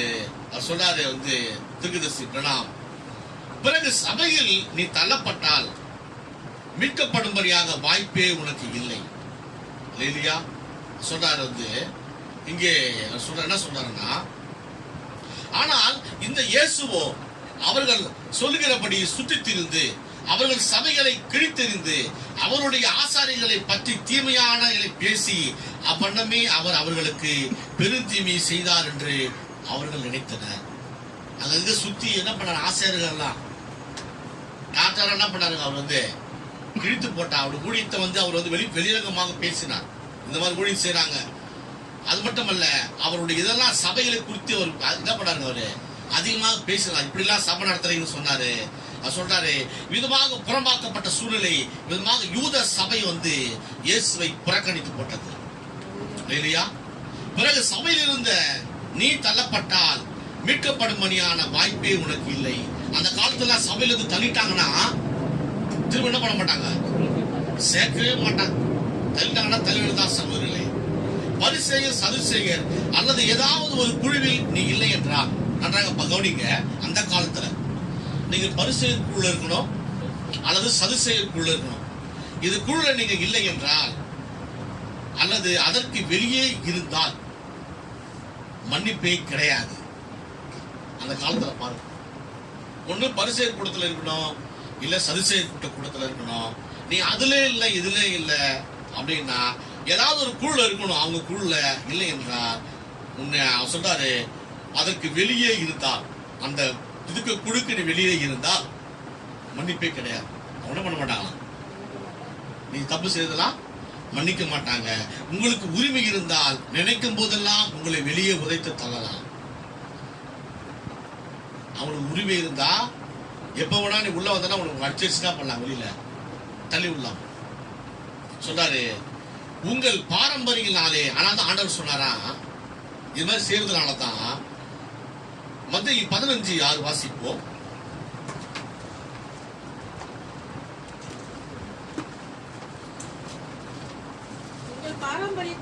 உங்கள் பாரம்பரியத்தினாலே தேவனுடைய கற்பனையை அவமாக்கி வருகிறீர்கள் இல்லையா? ஆனால்தான் இயேசு பார்த்தானா, உங்கள் பாரம்பரியங்களாலே நீங்கள் தேவனுடைய கற்பனைகளை அவமாக்குகிறீர்கள். பரிசேயர் சதுசேயரே, நீங்க இந்த மாதிரிலாம் வேலை செய்றீங்க, மன்னிக்க மாட்டீங்க. உங்க கூட்டத்தில் இருந்தாதான் நீங்க அவங்கள மன்னிக்க ஏத்துக்கிறீங்க, இதனால நீங்க மன்னிக்க மாட்டேன்றீங்க, எல்லாம் உதைத்து தள்ளுறீங்க, வெளியில போனான்னு திருத்துறீங்க. அதனால அவர் சொல்றாரு, இயேசு அதனால சொன்னாரா, உங்கள் பாரம்பரியங்களாலே தேவனுடைய வார்த்தையை நீங்கள் அவமாக்குகிறீர்கள் என்று இயேசு சரியாக சொன்னார். பாருங்கள் இல்லையா? அன்னைக்கு பரிசேயர் சதுசேயர் கூட்டத்தில் இருந்தாதான் உங்களுக்கு மன்னிப்பு இல்லையா? இல்லைன்னா என்ன இல்ல, மன்னிப்பே இல்லை. இன்னைக்கு எங்க இருந்தா மன்னிப்பு? இன்னைக்கு சாமணர்கள் தான் பரிசேயர் சதுசேயர். யாருங்க இன்னைக்கு? ஆமா, இன்னைக்கு நீங்க பரிசேயர் சதுசேயர் என்று சொல்லுகிற ஸ்தாபனங்கள் நீங்கள் இன்று இருப்பீர்களானால் உங்களுக்கு இன்னைக்கு மன்னிப்பு இல்லை இல்லையா? நீங்கள் வார்த்தையில் இருந்தால்தான், செய்தியில் இருந்தால்தான் உங்களுக்கு இன்றைக்கு மன்னிப்பே தவிர அந்த பரிசேயர் சதுசேயர் என்ற கூட்டத்தில் இருந்தா மன்னிப்பு கிடையாது. அன்றைக்கும் அதே போலத்தான் பரிசேயர் சதுசேயர் கூட்டத்தில் இருந்தாதான் அவங்க அவங்கள மன்னிச்சாங்க. ஆனால் அதை விட்டு வெளியில வந்தவங்க இயேசு மன்னிச்சாங்க இல்லையா? அந்த பாரம்பரியத்திலிருந்து, அந்த சதுசேயர் பரிசேயர் கூட்டத்திலிருந்து யாரெல்லாம் வெளியில இயேசுவை ஏற்றுக்கொண்டார்களோ அவர்களை இயேசு மன்னித்தார். இல்லையா? அது போலத்தான் இன்னைக்கு ஸ்தாபன சபையில இருந்து வார்த்தைக்குள்ள வார்த்தை ஏற்றுக்கொண்டு யார் வராங்களோ அவங்களுக்கெல்லாம் தேவன் இயேசு மன்னிக்கிறார். இல்லையா? இன்னைக்கு மன்னிப்பு எங்க இருக்கு? இந்த செய்தியில தான். இல்லையா? வார்த்தையில தான் சகோதரர்களே மன்னிப்பு இருக்குது. வேற யாருக்கிட்டுமே மன்னிப்பு கிடையாது. நான் உங்களை மன்னிக்கிறேன், நீங்க என்ன மன்னிக்கிறீங்கன்னா ஏற்கனவே தேவன் என்னை மன்னிக்கிறதுனால தான் என்னால மன்னிக்க முடியும். ஆமென். இல்லையா? தேவன் எனக்கு மன்னிக்கக்கூடிய இறுதி கொடுக்கலனா நான் உங்களை மன்னிக்க முடியாது. உங்களுக்கு மன்னிக்கக்கூடிய இறுதி கிடைக்கலனா நீங்களே என்ன மன்னிக்க மாட்டீங்க. எல்லாமே கடைசியாக தேவனை சார்ந்தா காணப்படுது. இல்லையா? அப்படியானால் நான் பாருங்க, பாரம்பரிய உபதேசம் இல்லாதபடி தேவன் நம்மளை எங்க கூட்டு வந்துருக்காருங்க? வெளியே அழைத்து வந்துட்டார். அவர் சொல்றார் தீர்க்கதரிசி, அந்த காலத்துல அப்படிலாம் இருந்துதான். அப்படின்னா ஜனங்க என்ன பண்ணிருப்பாங்க? மன்னிப்பு கிடைக்கணுமே என்ன பண்ணிருப்பாங்க? அந்த கூட்டத்துல இருந்திருப்பாங்க, எனக்கு மன்னிப்பு வேணும், எனக்கு கல்லறை வேணும், எனக்கு காலேஜ் இது வேணும், அது வேணும், நான் அங்க இருந்தா தான் அதெல்லாம் நடக்கும் என்று அவங்க அங்கே இருந்திருப்பாங்க சகோதரர்களே. ஆனா சொல்றார் தீர்க்கதரிசி இங்கே அவர் சொல்லும்போது, நீ வாசிங்க மத்தேயு 12:31 வாசிங்க.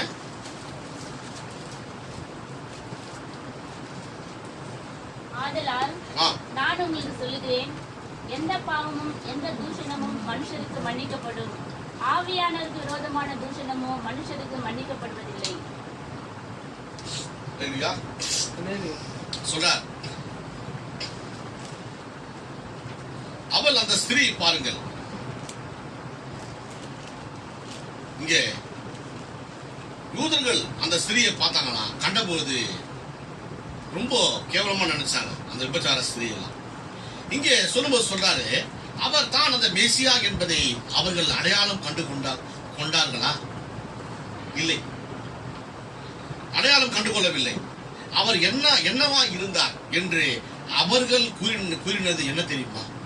மெசியா என்று அவர்கள் அடையாளம் கண்டு கொள்ளவில்லை, பெயல் சபூல் என்று அவர்கள் அடையாளம் கண்டு கொண்டார்கள். இயேசு இல்லையா?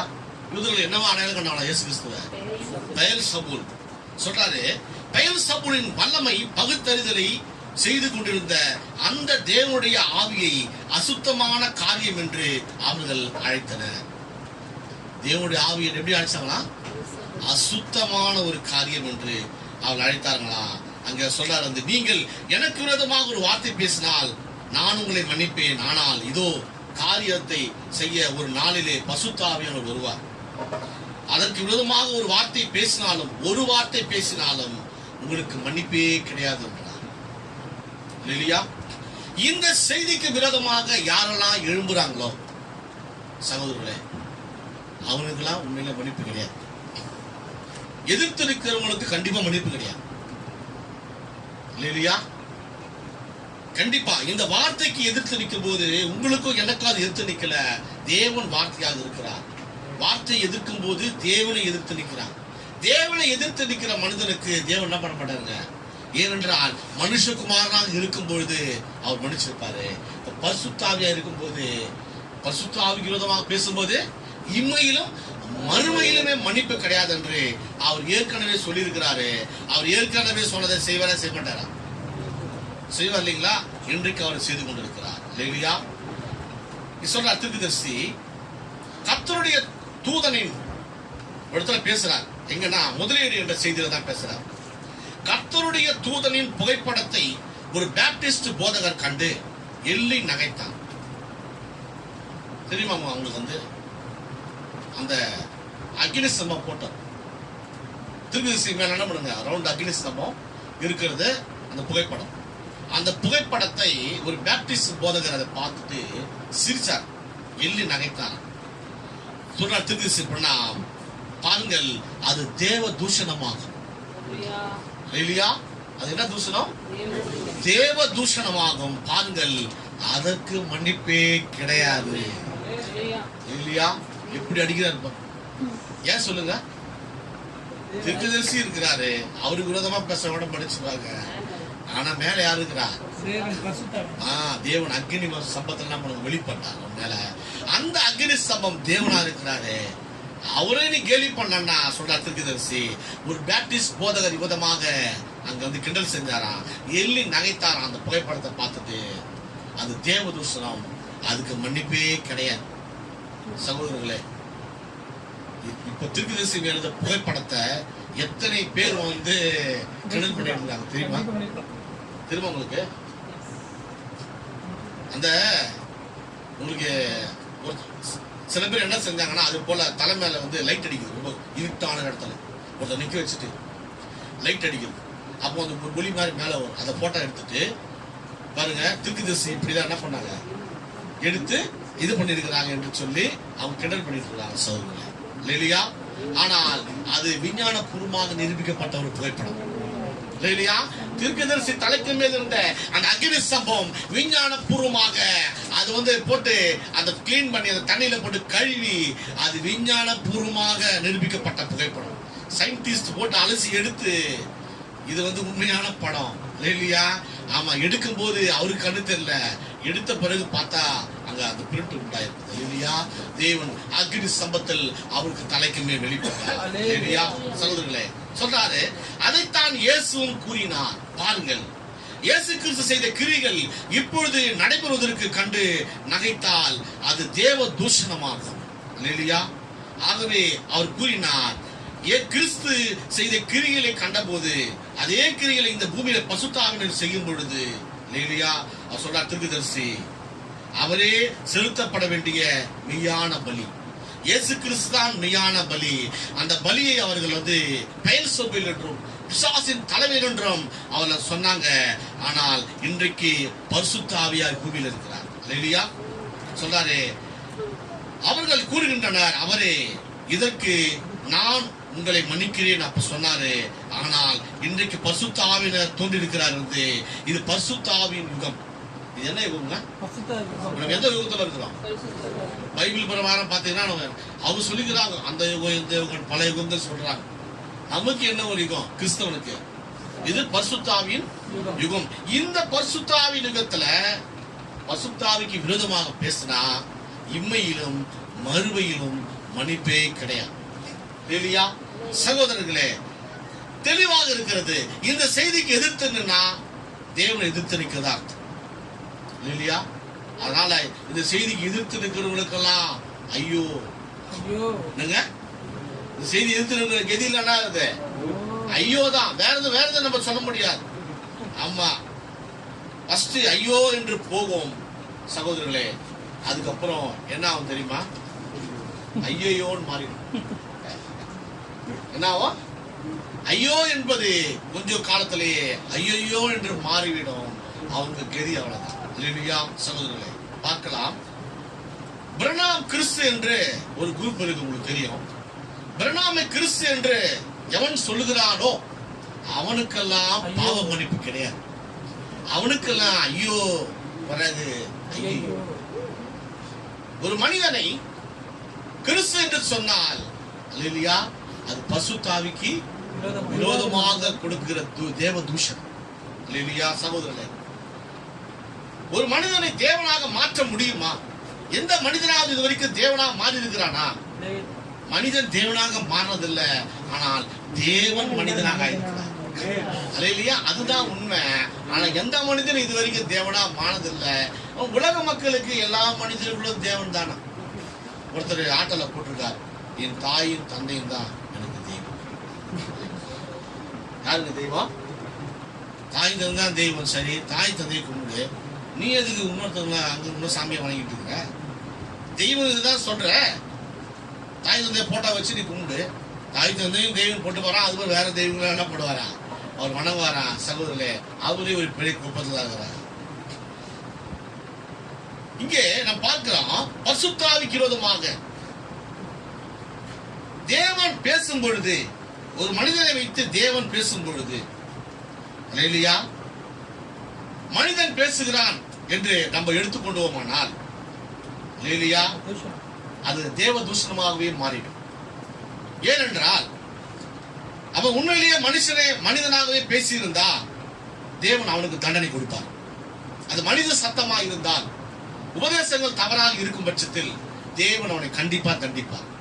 ஆனால் பரிசுத்த ஆவியானவர் பேசும் பொழுது, மனிதனுடைய பேச்சு தான் இது என்று சொல்லும் பொழுது, சகோதரர்களே, அது அவனுக்கு பிரச்சனை கிடையாது. பேசினவர்களுக்கு தான் அந்த சகோதரர்களே, அவர்களுக்கு தான் தேவன் சொன்னாரு, தேவன் பேசும் பொழுது அல்லேலூயா விரோதமாக எழும்பும் பொழுது மன்னிப்பே கிடையாது என்று வேதம் சொல்கிறது. ஏனால் பரிசுத்தாவிலே பேசும் பொழுது மனிதன் பேசினான் என்று சொன்னால் உண்மையிலேயே அவன் பேசியிருந்தா அவனுக்கு தண்டனை உண்டு. அவன் சொந்த கருத்தை பேசினால் தண்டனை கண்டிப்பா உண்டு, யாரா இருந்தாலும் சகோதரர்களே. ஆனால் ஒரு மனிதனுடைய தேவனுடைய சத்தத்தை மனிதனுடைய சத்தம் என்று சொல்லும் பொழுது இப்பொழுது இந்த காலத்துல அது இந்த சத்தியத்தை பிரசிக்கிற எந்த ஒரு தேவனுடைய ஆவி பெற்ற நபருக்கு விரோதமாக பேசுவாரானால் பரிசுத்தாவிலே பேசுறார் அப்படின்னா சகோதரர்களே அது மன்னிப்பு கிடையாது.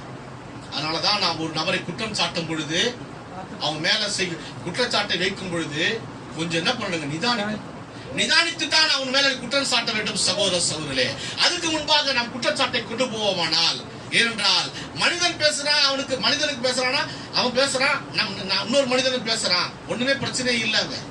மனிதன் பேசுறான், இவன் மனிதன் பேசுறான், மனித சத்தம் எதிர்த்து பேசுவாரானால் அங்க எந்த ஒரு பிரச்சனை இல்லை, மனிதனும் போயிடும். ஆனால் தேவன் பேசும் பொழுது நாம் இல்ல மனித சத்தமா இருக்கு சொல்லும் பொழுது மெய்யாகவே எங்க தேவன் பேசி இருப்பாரானால் சகோதரர்களே அவர்கள் கத்திரத்துல அவங்க மன்னிப்பு வேண்டியதா இருக்கும். ஏனென்றால் தீர்க்கதரிசி நாட்கள் அப்படிதான் நடந்தது. தீர்க்கதரிசி சத்தம் அது தேவனுடைய சத்தம், அது பரிசுத்தாவுடைய சத்தம், அது பிசாசின் சத்தம் என்றும் அதை டெஸ்ட்லாம் பண்ணி பார்த்தாங்க. ஆனா அநேகர்கள் விழுந்து போனாங்க, மரித்தே போனார்கள், அநேக பிரச்சனையிலே மாட்டினாங்க என்று நம்ம செய்தியில் நிறைய காரியத்தை நம்ம பார்க்கிறோம். அல்லேலூயா சொல்றாரு இங்க பரிசுத்தாவின் விரோதமாக நம்ம பேசுறது ரொம்ப நம்மளுக்கு தைரியம் வேணும். இல்லையா இல்லையென்றா ரொம்ப இதுவா இருக்கு சொல்றாரு. வசனம் சொல்றது தீர்ப்பிடாதீர்கள் தீர்ப்புக்குள்ளாவீர்கள். ஒரு நபருக்கு தீர்ப்பு கொடுக்கும் போது நம்ம என்ன பண்றோம், நம்ம தீர்ப்புக்குள்ளாவீர்கள் என்று வேதம் சொல்கிறது. ஸ்தாபனங்கள் இந்த கடைசி காலத்து செய்திக்கு விரோதமாக எதிர்த்து நிற்கிறாங்க. இல்லையா அவருக்கு பாவ மன்னிப்பே கிடையாது. 7ஆம் தூதன் 7ஆம் கிளாஸ் படிச்சவர் தான் இல்லையா. ஆமா என்ன அவர் 7ஆம் கிளாஸ் படிச்சிருக்காரு, என்ன தெரியும் அவர் ஒரு தீர்க்கதரிசி இல்லையா. அவங்கெல்லாம் எவ்வளவு பெரிய டிகிரி எல்லாம் படிச்சுட்டு கனடால பட்டம் வாங்கி மேல அதெல்லாம் நான் எவ்வளவு சர்டிஃபிகேட் வாங்கியிருக்கிறோம்.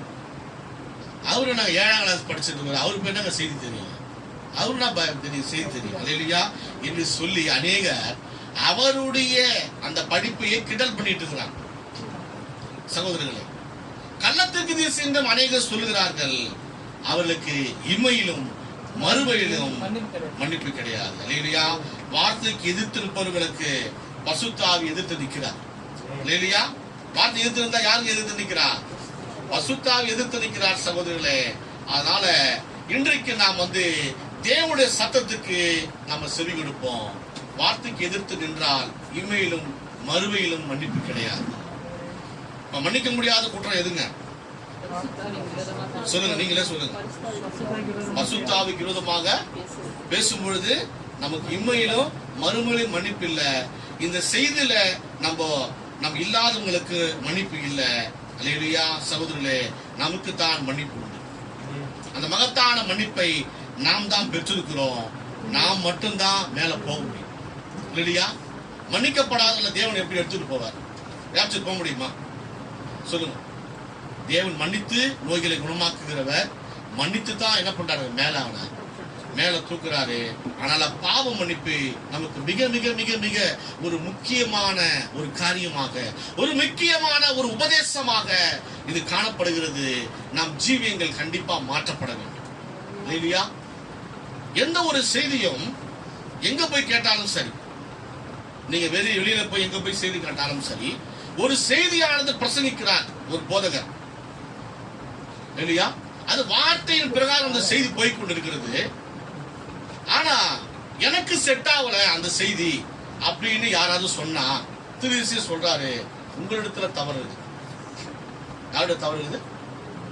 வார்த்தையின் பிரகாரம் ஒரு செய்தி போயிட்டு இருக்கும் போது எந்த ஒரு செய்தியா இருந்தாலும் சரி, அது எந்த ஒரு தலைப்புல போய் கொண்டிருந்தாலும் சரி, ஒரு ரத்தம் என்ற தலைப்பின் கீழோ எந்த தலைப்பின் கீழே போகும்போது அது வார்த்தையின் பிரகாரம் போகும் பொழுது அந்த செய்தி எனக்கு அவங்களுக்கு செட் ஆகல அப்படின்னா, அது வார்த்தையின் பிரகாரம் போகும்போது அவங்களுக்கு அவங்களுடைய வாழ்க்கையில அது பொருந்தல, என்னால அதை ஏற்றுக்கொள்ள முடியல அப்படின்னு சொன்னா சகோதரர்களே, வார்த்தையின் பிரகாரம் போயிடுச்சுன்னா உங்களால ஏற்றுக்கொள்ள முடியலன்னா அது உங்களிடத்துல தான் தவறு இல்லையா.